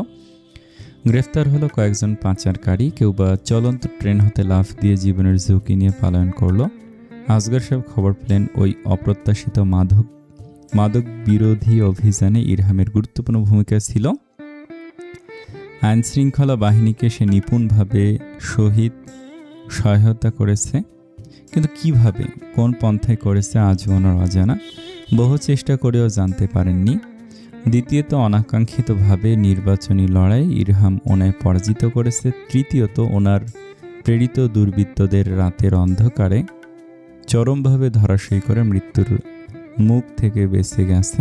এছাড়াও কিছুদিন পূর্বে সংসদে বিল পাশ করে ওনার এক দ্রুত পরিকল্পনা ধূলিসাৎ করেছে। আরও কত কি উপায় ওনার জীবনটা তেজপাতা বানিয়ে ফেলেছে ওই চৌধুরী। দুদিনের চুনোপুটি সে কিনা খন্দকার আসগর মল্লিককে টেক্কা দেয়। কত বড় স্পর্ধা। এছাড়া ওই ইরহাম পত্নী, ওটাও কম নয়। ঠিক স্বামীর ভাব পেয়েছে। মোহিত কেসে কিভাবে জড়িয়ে পড়ল। ভার্সিটির প্রথম বর্ষের স্টুডেন্ট মোহিত ভর্তি হওয়ার অল্প দিনের মধ্যেই সিনিয়র ভাইদের কুপ্ররোচনায় নেশাগ্রস্ত হয়ে পড়ল। ভার্সিটিতে গোপন একটি চক্র রয়েছে। টাকার লোভে তারা সহজ সরল শিক্ষার্থীদের মাদকে আসক্ত করে তোলে। চতুর্থ বর্ষের সজীব এই চক্রের মূল হোতা। আসগর সাহেবের বেআইনি দলের হয়ে কাজ করে। মাদক সরবরাহ করে নিরীহ শিক্ষার্থীদের নিকটে। অল্প সময়ের মধ্যেই মাদকাসক্ত হয়ে পড়ে ওরা। এতেই তাদের মুনাফা টাকা আর টাকা। মোহিত মধ্যবিত্ত পরিবারের সন্তান। প্রথম হাত খরচের টাকা দিয়ে মাদকের মূল্য যোগান দিতে পারলেও পরবর্তীতে আর পারল না। আর্থিক সংকটে পড়ে নেশার অভাবে পাগলপ্রায় অবস্থা। সজীব কিছুতেই বিনামূল্যে মাদকদ্রব্য দেবে না। মাদকাসক্ত একজন যখন হঠাৎ করে নেশা হতে দূরে চলে যায়, সে সহ্য করতে পারে না। জীবন সংকটাপন্ন হয়ে ওঠে। শরীর অস্থির, মানসিক চাপ, যন্ত্রণা ঘিরে ফেলে আষ্টে পৃষ্ঠে। খিটখিটে মেজাজ, বেসামাল চালচলন, চোখের সফেদ অংশ রক্তলাল। মোহিত তার ব্যতিক্রম নয়। বাড়ি থেকে ঘন ঘন টাকা দেওয়া বন্ধ করে দিয়েছে। আর সজীব বিনামূল্যে নেশাদ্রব্য দেবে না। মাথা কাজ করা বন্ধ হয়ে গেল। বার কয়েক ঝামেলা হলো সজীবের সঙ্গে। এমনিতেই শরীরটা বড্ড খারাপ লাগছে, নিজেকে পাগল পাগল লাগছে। নেশার অভাবে একদিন ভার্সিটি করিডোরে কেমন উন্মাদনা আরম্ভ করে দিল মোহিত। সজীব বাধ্য হয়ে ওর হাত ধরে টানতে টানতে নিয়ে গেল ভার্সিটির শুনশান এক জায়গায়। চলতি পথে তা দেখে নিল হৃদি, তবে দুর্ভাগ্যক্রমে কিছু বুঝতে পারল না। সজীব সেদিন কোনো রকম বুঝিয়ে সুঝিয়ে ছেলেটাকে শান্ত করতে সক্ষম হয়েছিল। মোহিত দিন দিন অসুস্থ হয়ে পড়ছিল, পাগলামি করছিল নেশার জন্য। বাড়িতে একসময় বাবা মা এসব টের পেয়ে গেল। অশান্তি হলো ঘরে। বাবা মা খুব কষ্ট পেলেন, বকলেন। প্রথমবারের মতো ছেলের গায়ে হাত তুললেন বাবা। চরমভাবে মানসিক অস্থিরতার শিকার মোহিত। কয়েকবার হুমকি দিল সজীবকে, নেশার ব্যবস্থা না করে দিলে বিশ্ববিদ্যালয় কর্তৃপক্ষকে সমস্ত কুকর্ম জানিয়ে দেবে। দুদিনের এক ছোকরার জন্য আসগর সাহেব চিন্তায় পড়ে গেলেন। অবশেষে আদেশ দিলেন একে মেরে ফেলার। উটকো ঝামেলা সমূহে উৎপাটন করা উচিত সমূলে। সেদিনও বাড়িতে বেশ ঝামেলা হলো। পাগলপ্রায় মোহিত মানসিক অবসাদে ভুগছে, নেশার অভাবে দুর্দশা। ঘরে বাইরে রোজ অশান্তি ঝামেলা। সিদ্ধান্ত নিল আত্মহত্যা করবে, অন্ত হবে সকল সমস্যায়। সেই মতো একটা নির্দিষ্ট দিন নির্বাচন করলো। ভার্সিটির নীরব শুনশান এক জায়গা বেছে নিল আত্মহননের জন্য। কম্পিত হাতে কাঁদতে কাঁদতে মা বাবার কাছে ক্ষমা চেয়ে ছোট্ট চিরকুট লিখল। তবে তার দুর্ভাগ্য, সেথায় মৃত্যুদূত রূপে অপ্রত্যাশিতভাবে হাজির হলো সজীব এবং এক সিনিয়র ভাই। মিষ্টি কথার জাদুতে ছলে বলে কৌশলে মোহিতকে মানিয়ে নিল সজীব। ওর হাতে তুলে দিল তরল দ্রব্য, নেশাজাতীয় দ্রব্যের অন্তরালে, যা হৃদক্রিয়া উত্তেজক ড্রাগ। এতদিন পর মাদকের স্বাদ। লোভ সংবরণ করতে পারল না। মৃত্যু চিন্তা ভুলে সরল মনে এতদিন পর নেশা করল মোহিত। হাত ফসকে বাতাসে উড়ে গেল সুইসাইড নোট। আনন্দিত চিত্তে কম্পিত হাতে নিজের অজান্তেই বরণ করে নিল মৃত্যু। হৃদক্রিয়া উত্তেজক ড্রাগটি ওর হৃদযন্ত্র সইতে পারল না। হাত ফসকে পড়ে গেল তরল পদার্থের শিশি। বুকে অসহনীয় অসহ্যকর ব্যথার আনাগোনা। তীব্র শ্বাসকষ্টে পানিবিহীন জলজ প্রাণীর ন্যায় ছটফটানি। শ্বাস প্রশ্বাসের চলাচল অত্যন্ত করুণ। ঘোলা হয়ে আসছে দু চোখ। ডান হাতে শক্ত করে হৃৎপিণ্ড বরাবর বুকের চামড়া চেপে ধরল। ঘোলাটে চোখে দেখল বেঈমানের হাসিমুখ। ওরা ওকে একই দিল, মেরে ফেলছে ওকে। মৃত্যু যন্ত্রণা এত কষ্টদায়ক, সে তো একটু আগেও স্বেচ্ছায় মরতে চেয়েছিল, শুধু বিষ কেনা বাকি। তবে কেন এখন বাঁচার এত আকাঙ্ক্ষা? কেন চোখের সামনে ভেসে উঠছে বাবা মার মুখখানি? আর সহ্য করা যাচ্ছে না। ভেতরে যেন এক গ্যালন এসিড জ্বলে পুড়ে সব সারখার করে দিচ্ছে। আরে না, সইতে নারাজ শরীর। আস্তে ধীরে বুঝে আসছে আঁখি পল্লব। টালমাটাল পতযুগল ধীরে ধীরে ভারসাম্য হারিয়ে ফেলল। মাটিতে লুটিয়ে পড়ল এক তরতাজা দেহ। ওষ্ঠাধরের ফাঁক গলিয়ে বেরিয়ে এলো ফেনাযুক্ত শ্লেষা। একসময় ধীরে ধীরে মৃত্যুর কোলে ঢলে পড়ল মোহিত। হৃদক্রিয়া বন্ধ হয়ে মৃত্যুবরণ। সজীব বক্র হেসে পকেট হতে রুমাল বের করলো, হাঁটু গেড়ে বসল নিথর দেহের পাশে। ঘৃণিত অভিব্যক্তি প্রকাশ করে সাবধানী ভঙ্গিতে মোহিতের মুখে লেগে থাকা শ্লেষা মুছে দিল। এবার দেখতে একদম ঠিকঠাক লাগছে, স্বাভাবিক মৃত্যু, বিন্দুমাত্র ঝামেলা নেই। প্রসন্ন চিত্তে সজীব তরল পদার্থের শিশি হাতে উঠে দাঁড়ালো। সেটা হতে প্রস্থান করলো ওরা দুজন। দিনে দুপুরে ঠান্ডা মাথায় এক তরুণ শিক্ষার্থীর খুন হলো। অবুজ পাকপাখালি ব্যতীত জানল না কেউই। ফরেন্সিক বিভাগে নিজস্ব লোক রয়েছে, তাই অতি সহজে সবটা নিয়ন্ত্রণে আনলেন আসগর সাহেব। মোহিতের মৃত্যু স্বাভাবিক মৃত্যু বলে গণ্য হলো। বিপত্তি দেখা দিল রিহামের জন্য। অপ্রত্যাশিতভাবে হৃদি পেল সেই সুইসাইড নোট। ইরহামের সঙ্গে গেল পুলিশ স্টেশন। কাগজটা জমা দিয়ে নিজের জানা খুঁটিনাটি সকল তথ্য জানালো। হ্যান্ডরাইটিং এক্সপার্ট নিশ্চিত করলো সুইসাইড নোটে ওটা মোহিতেরই হাতের লেখা। এছাড়াও হৃদি জানালো ও কয়েকবার সন্দেহজনকভাবে সজীব ভাইয়ের সঙ্গে মোহিতকে দেখেছে। ওর বলা ছোট্ট ছোট্ট তথ্য কেসে মোড় ঘুরিয়ে দিল। এ পৃথিবীতে সকলে খারাপ নয়, আজও রয়েছে ভালো মানুষের অস্তিত্ব। আইনশৃঙ্খলা বাহিনীর সৎ ব্যক্তিদের দ্বারা নতুন করে তদন্ত শুরু হলো।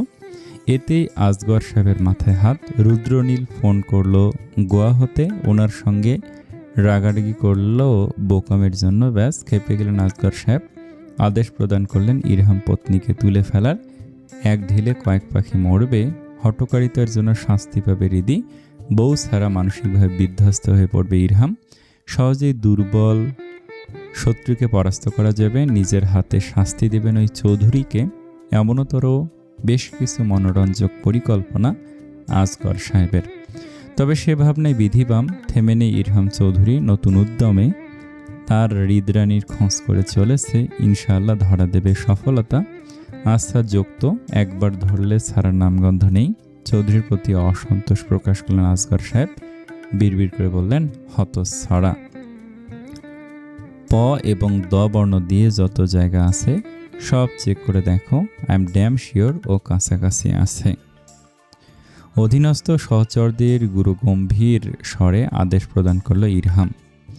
শেষের বাক্যটিতে কণ্ঠস্বর কেমন কোমল হয়ে উঠল। তার হৃদি কাছেই রয়েছে, সে চিরতরে হারিয়ে যেতে পারে না, শীঘ্রই ফিরবে ইনশাআল্লাহ। মধ্যাহ্নের শেষ প্রহর, আলোকসজ্জল এক ঘরে উপস্থিত তারা 6 জন এমপি সাহেব, তার সিকিউরিটি হেড রুস্তম, বন্ধু তাইফ এবং 3 জন দেহরক্ষী। আয়তকার টেবিলের ওপর বিছিয়ে রাখা বড় সড়ো একটি মানচিত্র। দেশের মূল শহর, জেলা, উপজেলা সব রয়েছে মানচিত্রে। গুমট পরিবেশ। ওরা 5 জন তীক্ষ্ণ চাহনি বুলিয়ে চলেছে মানচিত্রে। প এবং দ বর্ণ দুটো পাশাপাশি উপস্থিত রয়েছে এমন সকল জায়গায় খুঁজে বেড়াচ্ছে। ইরহাম বলেছে, যখন সঠিক হওয়ার সম্ভাবনা 85%। তারা ঝুঁকি নিতে নারাজ। সবার হাতেই ম্যাগনিফাইং গ্লাসের আবরণ ভেদ করে মানচিত্রে আনাচে কানাচে ঘুরে বেড়াচ্ছে চক্ষু জোড়া। প এবং দ উপস্থিত এমন স্থান খুঁজে বেড়াচ্ছে মরিয়া হয়ে। ইরহাম তাদের থেকে স্বল্প দূরত্বে দাঁড়িয়ে গম্ভীর বদনে গুরুত্বপূর্ণ ফোনালাপে লিপ্ত। পার্টির উপদেষ্টার সঙ্গে আলাপন করছে। শান্ত অথচ শীতল স্বরে জানাচ্ছে নিজস্ব মতামত। একটু পর পর অন্তরে উকি দিচ্ছে, আশা হলো এই বুঝি মিলবে তার খোঁজ। গোধূলি লগ্ন, দুর্বলতার দরুন ভেঙে আসছে শরীর। প্রায় 65 ঘন্টার বেশি সময় পেরিয়ে গেল। এই তমসাচ্ছন্ন ঘরে একঘেয়ে বন্দি অবস্থায় কাটছে দিন, যাচ্ছে রাত। সময়ের কোনো হুঁশ জ্ঞান নেই। সকাল কখন শেষে দুপুর গড়িয়ে পড়ছে, কখন সন্ধ্যা হারিয়ে রাত, জানা নেই। শক্ত রশির বন্ধনে আবদ্ধ হাত পা ইদানিং কেমন ভরশূন্য অকেচো প্রায় অনুভূত হয়। ফাঁকা লাগে মস্তিষ্ক। স্নায়ুযুদ্ধে চরমভাবে পরাজিত সৈনিক সে। অশ্রুবিন্দু গড়িয়ে পড়তে পড়তে এখন বিলুপ্ত হওয়ার পথে। বিগত ঘন্টা মিনিট দু চোখ ছাপিয়ে আর অশ্রু নামেনি। আর কত কাঁদবে। পরিস্থিতির ন্যায় বেইমানি করছে অশ্রুকণাও। অস্থিমজ্জে এখন শুধু যন্ত্রণা। আস্তে ধীরে হারিয়ে ফেলছে মুক্তির আশা। আগামীকাল সন্ধ্যা তাদের সমুদ্র পথে পাচার করা হবে। কোথায় কোন পন্থায় নিয়ে যাবে জানা নেই। হৃদি তার অন্ধকার ভবিষ্যৎ দেখতে পাচ্ছে। আপনজনদের ছেড়ে তার বুঝি ঠাঁই হতে চলেছে ইউরোপের কোনো দেশে। অজানা পরিবেশে এক স্লা হিসাবে এক নারীর জন্য এ পরিচয় নিঃসন্দেহে অত্যন্ত অপমানজনক। বিশ্রী তকমা। কেউ কি স্বেচ্ছায় এমন নোংরা পথে আসতে চায় না। নিজেকে বিকিয়ে অর্থ উপার্জন, এমন উপার্জন কোনো নারীর না হোক। এই অন্যায় হারামপন্থা ইহকাল ও পরকাল দুই নষ্ট করে ফেলে। শেষ হয়ে যায় এক কোমলমতি প্রাণ। আমৃত্যু ধুকে ধুকে মরে তারা। চাইলেও পারে না নোংরা বেড়াজাল হতে মুক্ত হতে। আর আমাদের পুরুষতান্ত্রিক সমাজ, তারা রাতের আধারে মজা লুটে, দিনের আলোয় অপবাদ দেয়, নোংরা নোংরা তকমা লাগিয়ে দেয় কুলুষিত কোমল দেহে। সমাজের এই বিদঘুটে শ্রেণীর পুরুষদের প্রতি এক বুক ঘৃণা জন্ম নিল। চোখে মুখে দৃশ্যমান সে ঘৃণার বহর। আনমনা হৃদির ভাবনায় ছেদ পড়ল। গুনগুন করে ক্রন্দনের ধ্বনি প্রবেশ করছে শ্রবণেন্দ্রিয়ে। অন্ধকারে কাঁদছে সে। দেয়াল ঘেঁষে হাত পা বাঁধা অবস্থায় বসে হৃদি একটুখানি সোজা হয়ে বসল। সিরসির করে উঠল দুর্বল দেহের যত্রতত্র। যাতনা সয়ে এদিক ওদিক তাকালো হৃদি। হলদে রঙা লো ভোল্টেজ বাল্বের আলোয় ডান পাশে আফসা দেখতে পেল। শঙ্কায় হাত পা গুটিয়ে কাঁদছে একটি মেয়ে। নড়াইলের মেয়ে। বয়স কত? মাত্র 19। উচ্চ মাধ্যমিক পরীক্ষা দিয়েছে এবার। ইনুর মতো। লহমায় চোখে বাষ্প জমল। বাড়ির লোকেরা কেমন আছে তাকে স্মরণ করছে কি? সে যদি চিরতরে ইউরোপের বুকে হারিয়ে যায়, ওরা কি ভুলে যাবে তাকে? সময়ের পরিক্রমায় তাদের জীবন হতে হৃদি নামক অস্তিত্ব কি মুছে যাবে? হয়তো হ্যাঁ। এটাই তো করুণ বাস্তবতা। হারিয়ে যাওয়া মানুষগুলো একসময় স্মৃতির পাতা হতেও হারিয়ে যায়। সেথায় ঠাঁই নেয় জীবিত বর্তমান মানব অবয়ব। সেও বুঝি হারিয়ে যাবে আপনজনদের জীবন হতে।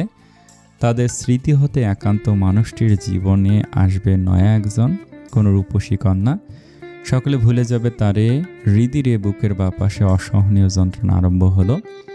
অস্থির হৃদক্রিয়া, শ্বেত জলে সিক্ত কাঁ, অন্তপুরে আঘাত হানছে সুনামি। হৃদয়ের দ্বার পাখির ডানার ন্যায় ঝাপটে চলেছে। মাথাটা একসময় ঠেকে গেল দেয়ালে। রক্তিম দু চোখে হাহাকার। আপনজনের নিকটে ফিরে যাওয়ার আকুতি। ধীরে ধীরে বুঝে গেল অক্ষিপুট। নিশ্চুপ হয়ে পড়ে রইল ইরহামের হৃদরানী। ঘড়ির কাঁটা তখন সন্ধ্যা 7:10 নির্দেশ করছে। রায়না দুপুর নাগাদ আনন্দাঙ্গনে গিয়েছে। আদুরে ভাবির শোকে সেও কাতর বাহাত। ও বাড়িতে ইদানিং ঘন ঘন আসা যাওয়া করছে। জহির সাহেব জোরালোভাবে নিষেধ করেননি অবশ্য, তবে উনি যে এসব পছন্দ করছেন না ওনার হাবভাবে স্পষ্ট। পল্লবী পরিপাটি রূপে প্রস্তুত। এখনও বাড়ি যাবেন। 10টার দিকে একেবারে ফিরবেন মেয়েকে নিয়ে। বাড়ির প্রাঙ্গণে এসে পল্লবী উপলব্ধি করলেন ভুলবশত পার্স আনেননি। অগত্যা পিছু ঘুরে বাড়ির দিকে অগ্রসর হলেন। ভবিষ্যৎ সম্পর্কে অজ্ঞাত ওই নারী ঘুণাক্ষর টের পেল না কত বড় দুঃস্বপ্ন তার অপেক্ষায়। আরে গাধার দল, তোদের ওখানে চোট্টা করতে রাখা হয়নি। মেয়েগুলো যেন টাটকা থাকে তা খেয়াল রাখিস। যদি একটু এদিক ওদিক হয় তোর লিভার কিডনি ফুসফুস বেঁচে হলেও টাকা উসুল করবে ওরা। সেই সঙ্গে ফিরি ফিরি ওপরে যাওয়ার টিকিট মনে রাখিস। ফোনের ওপাশ হতে কিছু বলল ব্যক্তিটি। তা শুনে তেতুললেন জহির সাহেব। ওরে হারাম, জানিস না ওটা কার বউ? ওই ঘাট তারা ইরহাম চৌধুরীর বউ। একটু দাপাদাপি না করলে চলে। ওই মালটাকে ভালো মতো চোখে চোখে রাখবি। খবরদার চোখে দেখতে যাস না যেন। দুবাইয়ের এক শেখ ওকে কিনবে। রেট বেড়ে গেছে, 10-এর জায়গায় এখন 18 লাখ। সো ওটাকে যেন দেখে রাখবি, ভুলো পালিয়ে না যায়। আরে হ্যাঁ জানি, চিন্তা করিস না, এখন রাখছি, ওটাকে দেখে রাখিস। শুধু কাল সন্ধ্যার অপেক্ষা। হা হা হা, এরপর টাকাই টাকা। লোভে চকচক করছে আখি জোড়া। ভুলে গেলেন জাগতিক হুঁশ। অভ্যন্তরী কুটিলতা আরও ঠাট্টা তামাশা করে জহির সাহেব সংযোগ বিচ্ছিন্ন করলেন। হাস্যবদনে পিছু ঘুরে হলেন স্তব্ধ। পল্লবী হতবিহ্বল বদনে দাঁড়িয়ে, চোখে মুখে অবিশ্বাস ও ঘৃণার মিশ্র প্রতিক্রিয়া। সারে সর্বনাশ হয়ে এলো অসিত। তড়িৎ বিছানার মোবাইল ছুঁড়ে বউয়ের পানে অগ্রসর হলেন উনি। ভয় আতঙ্কে স্বয়ংক্রিয়ভাবে পিছপা হচ্ছেন পল্লবী। আঙুল নাড়িয়ে অস্ফুট স্বরে নিষেধ করছেন। জহির সাহেব শুনলে তো আচমকা স্ত্রীর হাত টেনে ঘরের মধ্যে ঢুকে নিলেন। চোখে চোখ রেখে যথাসম্ভব শান্ত স্বরে জিজ্ঞেস করলেন, এখানে কি করছো? ফিরে এলে যে? পল্লবী ঘৃণায় হাত মুছড়ে চলেছেন। সরে যেতে চাইছেন স্বামী নামক পশুটির সান্নিধ্য হতে। এতে তেতে উঠলেন জহির সাহেব। হাতের কবজি আরো শক্ত করে আঁকড়ে দাঁতে দাঁত চেপে বললেন, সব শুনে নিয়েছিস তাই না? কলিজা অনেক বড় হয়ে গেছে। এক ঝটকায় হাত সরিয়ে নিলেন পল্লবী।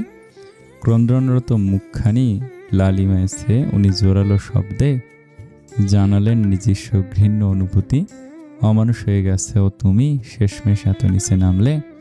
আপন ভাগ্নের বউকে অবধি ছাড়লে না। জানোয়ারের পরিণত হয়েছ তুমি। সামান্য কটা টাকার লোভের সততা মূল্যবোধ সব বিক্রি করে ফেলেছি। প্রথমবারের মতো স্ত্রীর তীব্র প্রতিবাদের মুখে জহির সাহেব অবিশ্বাস্য চাহনিতে তাকে উনি আকস্মিক একপেশে হেসে করতালি দিতে দিতে বললেন, আরে বাহ, আমার বিড়াল কিনা শেষমেশ আমাকেই বলে ম্যাও। আনবিলিভেবল। পল্লবী প্রতিবাদী অবতারে রূপান্তরিত হলেন। হ্যাঁ আজ বলছি, কারণ দিনে দিনে তুমি সকল অন্যায় সীমা অতিক্রম করে ফেলেছ। সত্যি করে বলো হৃদি কোথায়? ওকে কেন লুকিয়ে রেখেছ? সশব্দে হেসে উঠলেন জহির সাহেব। শার্টের হাতা গুটিয়ে কনুইয়ে তুলতে তুলতে বলেন, বিক্রি হয়ে গেছে তোমাদের আদরের বৌমা। দুবাইয়ের এক শেখ দরদাম করে ওকে কিনে নিয়েছে 18 লাখে। জীবন একসাথে দেখেছ কখনো? চরম আশ্চর্যান্বিত পল্লবী বাকশূন্য হয়ে পড়লেন। এ কি বলছে লোকটা? হৃদিকে তারা বিক্রি করে দিয়েছে? না, এ হতে পারে না। জহির সাহেব শার্টের 2 হাতা গুটিয়ে বিজয়ীর হাসি হাসছেন। কিছু মুহূর্তে স্তব্ধ হয়ে রইলেন পল্লবী। অতঃপর আর সহ্য করতে পারলেন না। তেরে গিয়ে ডান হাতে স্বামীর কলার চেপে ধরলেন। তেজদীপ্ত চাহনিতে তাকে বললেন, তোমরা ওকে বেছে দিচ্ছ, ইরহাম তোমাদের কাউকে ছাড়বে না, সত্যি করে বলো রিদি কোথায় ও? ইরহাম তাদের ছাড়বে না। হোয়াটে যে কট্ট হাসিতে ফেটে পড়লেন জহির সাহেব। এক ধাক্কায় নিজের থেকে সরিয়ে ফেলেন স্ত্রীকে। ধাক্কার ফলস্বরূপ পল্লবী কয়েক পা ছিটকে দূরে সরে গেলেন। জঘন্য লোকটির স্ত্রী হিসেবে আজ এক সমুদ্র ঘৃণা অনুশোচনা হচ্ছে। ছি! জহির সাহেব বুড়ো আঙ্গুল দেখে বললেন, তোর ওই ইরহাম কচু করবে রে কচু। কিছু বুঝে ওঠার আগেই বউ ফুরুত, কুত্তা পাগল হয়ে অলিতে গলিতে ঘুরে বেড়াবে, কিন্তু বউ আর মিলবে না। বউ তার পদ্মা পার হতে রাতারাতি উধাও হয়ে যাবে, কিছু করতে পারবে না ওই হারাম। ভাগ্নের নামে এমন জঘন্য শব্দমালা আর সহ্য করা গেল না। দাউ দাউ করে আগুন জ্বলে উঠল শরীরে। জীবনে প্রথমবারের মতো অভাবনীয় প্রতিবাদ করে বসলেন পল্লবী। ডান হাতে সপাটে চড় মারলেন স্বামীর গালে। ঘৃণা মিশ্রিত স্বরে বললেন, তোমার মতো অমানুষের সমাজের জন্য ক্ষতিকারক পুলিশে দেব তোমাকে তো আমি। আর বলা হলো না? স্ত্রীর হাতে জীবনে প্রথমবারের মতো আঘাত। পুরুষালী সত্তা চিৎকার করে উঠল। গরম হলো রক্ত। স্বল্প সময়ের মধ্যেই পাগলাটে কুকুরের ন্যায় আঘাতে আঘাতে চুরমার করে দিলেন এক প্রতিবাদী নারীকে। রক্তে রঞ্জিত হতে লাগলো শুভ্র রঙার টাইলস। এক নারীর করুণ ভয়ানক আর্তনাদ চাপা পড়ে গেল চার দেয়ালের মাঝে, জাগতিক হুঁশ হারিয়ে। জহির তখন বেল্ট দিয়ে আঘাত করে চলেছেন আকস্মিক। পাপের বিনাশ যে অবধারিত। ক্ষিপ্ত গতিতে বাবা নামক নরপশুকে মায়ের কাছ থেকে ধাক্কা দিয়ে সরিয়ে ফেল রাহিত। মেঝেতে ছিটকে পড়ে কপালে আঘাত পেলেন জহির নামক পশুটি। আতঙ্কিত রাহিত দু হাতে জাপটে ধরল জন্মদাত্রী মাকে। চিৎকার করে ডাকতে লাগলো মাকে। রক্তে রঞ্জিত মমতাময়ী মা সাড়া দিল না। বন্ধ তার চক্ষু, ভয়ে আতঙ্কে উন্মাদ হয়ে গেল রাহিত। হাউমাউ করে কাঁদতে কাঁদতে শক্তপোক্ত দু হাতে পাজা কোলে তুলে নিল মাকে। মায়ের অবচেতন মুখখানি মিশে তার প্রশস্ত বুকে। দ্রুত পায়ে ঘর হতে মাকে নিয়ে বেরিয়ে গেল রাহিত। আর জহির পুলিশের দুই পালোয়ানের মতো অফিসার টেনে হিসড়ে তাকে নিয়ে যাচ্ছে। চোখের সামনে বিরূপ পরিস্থিতি দেখছে পুলিশ সদস্যরা। স্ট্রং কেস তারা নিজেরাই বানিয়ে নেবে। জহির নামক পশু। অ্যান্ড সময় ঘনিয়ে এলো বলে আধারিয়া রজনী। হাসপাতালের ওয়েটিং জোনে বসে বাকশূন্য রাহিত নিঃশব্দে কপাল ছুঁয়ে গড়িয়ে পড়ছে অশ্রুবিন্দু। বাপাসে বসে ছোট বোন রায়না ভাইকে জড়িয়ে সশব্দে কেঁদে চলেছে মেয়েটা। মায়ের একই হয়ে গেল। ভালো মানুষ দেখে গেল বাড়িতে। সেই মা আজ রক্তাক্ত অবচেতন অবস্থায় সফেদ বিছানায় পড়ে। তার চিকিৎসা চলছে। বাবা নামক মানুষটি এতটা নিজ পশু মাকে একটু ছাড় দিল না। কুকুরের মতো ক্রন্দন আরো বৃদ্ধি পেল। হাউমাউ করে কেঁদে চলেছে রায়না। রাহিত কিচ্ছুটি বলল না, বাধা দিল না। পরিস্থিতি অনুধাবন করে এগিয়ে গেলেন আবেগপ্রবণ মালিহা। ওকে টেনে দাঁড় করালেন, জড়িয়ে নিলেন বুকে। মাথায় পিঠে হাত বুলিয়ে সান্ত্বনা দিতে লাগলেন। এনে আর স্বল্প দূরত্বে দেয়াল ঘেঁষে দাঁড়িয়ে নীরবে কাঁদছে। আর কত ঝড় উঠবে তাদের জীবনে। বিপদের আশঙ্কা রয়েছে। ইরহামের নির্দেশে পুরো হসপিটাল সুরক্ষিত বলে আবদ্ধ। চারিধারে সতর্ক দৃষ্টিতে ছড়িয়ে ছিটিয়ে নিরাপত্তা রক্ষীরা ব্যস্ত। ইরহাম নিরাপত্তা ব্যবস্থা নিশ্চিত করে হসপিটাল কর্তৃপক্ষের সঙ্গে নিজ দায়িত্ব থেকে কথা বলল।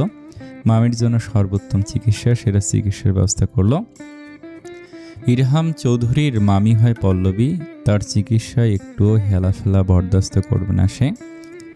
সর্বোৎকৃষ্ট চিকিৎসা নিশ্চিত করে তবেই শান্ত হলো। ঠিক শান্ত নয়, এ প্রলয় সৃষ্টিকারী ঝড় ওঠার পূর্বাভাস। অত্যাধিক শান্ত নীরব। দু চোখে তখন আগ্নেয়গিরির উত্তাপ। দপদপ করে জ্বলছে রক। লহমায় ধ্বংস করে দেবে সব, ছাড়বে না একটা নরপশুকে। রাত এখন 10:20। পল্লবীর শারীরিক অবস্থা এখন অনেকটাই ঝুঁকিমুক্ত। শরীরে অসংখ্য আঘাতের চিহ্ন। আইসিইউতে রয়েছে সে। তার চিকিৎসার দায়িত্বে অভিজ্ঞতা সম্পন্ন এক বয়স্ক ডক্টর সেরা চিকিৎসা সেবা প্রদান করে চলেছেন। তৃতীয় তলায় কাঁচের দেয়াল ঘেঁষে দাঁড়িয়ে ইরহাম নভনীল চক্ষুজোড়া তাকিয়ে বাহিরে রাতের শহর দেখছে সে।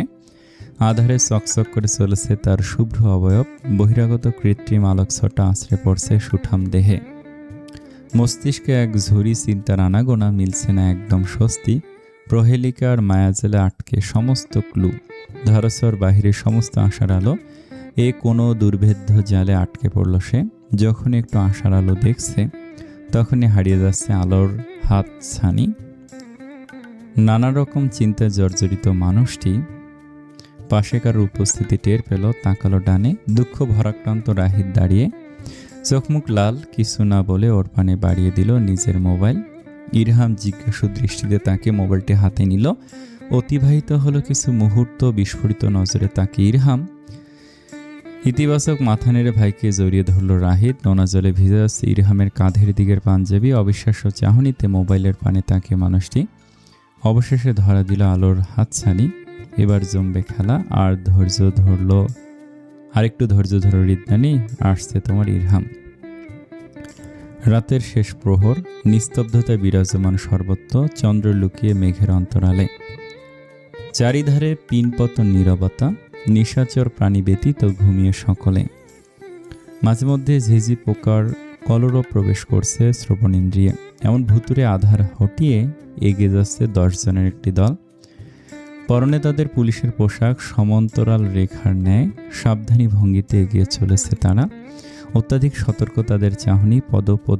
পথ প্রদর্শক হিসেবে সম্মুখে এসপি তাইফ, তাকে অনুসরণ করে যাচ্ছে বাকি 9 জন।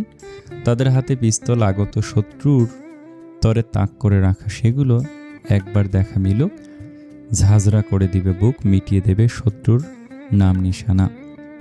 অন্যদিকে নির্দিষ্ট গন্তব্যস্থলকে গোলাকার করে কেন্দ্র করে গাছপালার আড়ালে আবডালে লুকে আরো 10 জন। ঝোপঝাড় তাদের অবয়ব লুকায়িত রাখতে ব্যস্ত। রাতের শেষ প্রহরে বইছে মৃদু শীতল হাওয়া, শিরশির করে উঠছে কাঁ, চন্দ্র জ্যোতি পিছলে যাচ্ছে দেহে। তাদের দলনেতা হিসেবে উপস্থিত চৌধুরী ইরহাম চৌধুরী। একজন সাংসদ হিসেবে পুলিশি অভিযানে সে অংশ নিতে পারে না, এ নিয়ম বহির্ভূত। তবে বেপরোয়া এই মানুষটিকে আজ কিছুতেই টলানো গেল না। তার হিমশীতল কণ্ঠে, নভনীল চক্ষুদয়ের দাপটে বশীভূত হলেন পুলিশ কমিশনার। কোনো বাক্যেই মানানো গেল না তাকে। তার মুখ নিঃসৃত প্রতিটি শব্দমালা বাক্য ছিল জাদুকারী, বশীভূত করার মন্ত্র।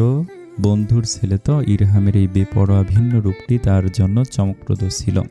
ইরহাম অতি সহজে নিজ ব্যক্তিত্ব, গোছানো কথাবার্তা দ্বারা তাকে মানিয়ে নিল। নিরুপায় হয়ে উনি অনুমতি প্রদান করলেন, তবে কড়া কণ্ঠে একটা আদেশ দিলেন, আইন নিজের হাতে তুলে নিও না যেন, সাবধান। খুদে বার্তাটি মান্য করে আজ এ মুহূর্তে এখানে পদ্মার এপার হতে 1 কিলোমিটার দূরত্বে পুলিশি অভিযানে উপস্থিত ইরহাম। তার দেহরক্ষীরা কাছাকাছি গুপ্ত অবস্থায় অপেক্ষারত। বসের একটিমাত্র ইশারা, ক্ষুদ্র আদেশ, তারা ঠিক ঝাঁপিয়ে পড়বে, বীরত্বের সহিত অংশগ্রহণ করবে উদ্ধার অভিযানে। নিশুতি রাতকে গোপন হাতিয়ার হিসেবে ব্যবহার করে সতর্কতার সহিত গন্তব্যস্থল অর্থাৎ একতলা রংচটা ভবনের কাছে পৌঁছে গেল তাইফ এবং তার অনুসারীরা। ইরহামের বিশ্বস্ত খোঁচর হতে প্রাপ্ত গোপন সূত্র মোতাবেক হৃদি এবং অপহৃত আরও কয়েকজন নারী এখানে বন্দী। এই ভবনে কাটছে তাদের বন্দি জীবন। আজ রাতটাই শুধু অপেক্ষা, আগামীকাল সন্ধ্যা নাগাদ তাদের সমুদ্র পথে পাচার করে দেয়া হবে। তাইফ এবং তার অনুসারী পুলিশ সদস্যরা তড়িৎ গাছের আড়ালে নিজ অবয়ব লুকিয়ে ফেলল, পাশে কেউ দেখে না নেয়। প্রকাণ্ড উদ্ভিদ সমূহ তার দানবীয় দেহের আড়ালে লুকিয়ে নিল এদের। তাইফ বাহিনী হতে কিছুটা পেছন দিকে বেশ কয়েকটি গাছের আড়ালে অবস্থান করছে ইরহাম বাহিনী। ইরহামের হাতে স্মার্টফোন। থামস আপ দেখিয়ে পাশের জনকে ছোট্ট এক ইশারা দিল মানুষটি। অতঃপর ফোনের সাথে সংযুক্ত একটি অত্যাধুনিক প্রযুক্তির ক্ষুদ্র ড্রোন উড়াল দিল রাতের আধারকে সাঙ্গ করে। নিঃশব্দে বিনা বাধায় ড্রোনটি পৌঁছালো ভবনের সম্মুখভাবে। আস্তে ঘুরে ঘুরে বেড়াতে লাগলো ভবনের সকল দরজা জানালার কাছে। ক্যামেরায় ধারণ হতে লাগলো শত্রুদের অবস্থান, তাদের সংখ্যা, অস্ত্রের পরিমাণ। ইরহাম পাশে দাঁড়িয়ে একজন এই ড্রোন পরিচালনা করছে। চৌধুরী ইশারা মোতাবেক পরিচালিত হচ্ছে ড্রোনটি। মিনিট 7 মধ্যে ভবনের হালচাল অবলোকন করা হয়ে গেল। কানে সংযুক্ত এয়ারপড, তাতে আলতো টোকা দিল ইরহাম গম্ভীর অথচ উদ্দীপ্ত স্বরে। পুলিশ রূপী বন্ধুকে বলল, বাহিরে 8 জন, ভেতরে 3 জন, total 11। Let's do it bro. তাইফের ডান পাশে দাঁড়িয়ে এক অফিসার, তার হাতে স্মার্টফোন। ডিজেআই অ্যাপ্লিকেশনের মাধ্যমে 2টো স্মার্টফোন সংযুক্ত ড্রোনটির সঙ্গে। ইরহাম এবং তাইফ উভয়ই ড্রোনের মাধ্যমে ভবনের নিরাপত্তা ব্যবস্থা অবলোকন করল। স্বল্প দূরত্বে একে অপরের দিকে তাকালো দুই বন্ধু। তাদের অধর কোণে ফুটে উঠল দুর্বেদ্য রেখা। অতঃপর অন্যায়ের বিরুদ্ধে রুখে দাঁড়ালো ন্যায়। নির্ভীক চিত্তে এগিয়ে গেল পুলিশ। ইরহাম ও তাইফ দুই বাহিনীর সদস্যরা একত্রে তুফানি ঝড় উঠালো। এরপরের সময়টাই ছিল লোমহর্ষক। আঘাত পাল্টা আঘাত, ঝরতে লাগলো রক্ত। আকস্মিক আক্রমণে খেই হারিয়ে ফেলেছিল শত্রুপক্ষ। তবে স্বল্প সময়ের মধ্যেই তারা সড়কে ফিরে এলো। গোলাগুলি চলেছে বাহিরে, কেউ কাউকে ছাড় দিতে নারাজ। সাংসদ ইরহাম অস্ত্র নয়, বরং প্রশিক্ষণপ্রাপ্ত নিজ স্টাইল অর্থাৎ ক্রপ মাগা কৌশল অবলম্বন করে শত্রুদের পরাস্ত করতে মশগুল। আসসালামু আলাইকুম। কি মনে হয়, এমপি ইরহাম কি বাঁচাতে পারবে তার হৃদরানীকে? কমেন্টে জানান। আর এই ভিডিওটা কেমন লাগছে সেটাও জানাবেন। ইতিমধ্যে নতুন গল্প এসে গেছে, অবশ্যই সেটা দেখবেন। আসসালামু আলাইকুম।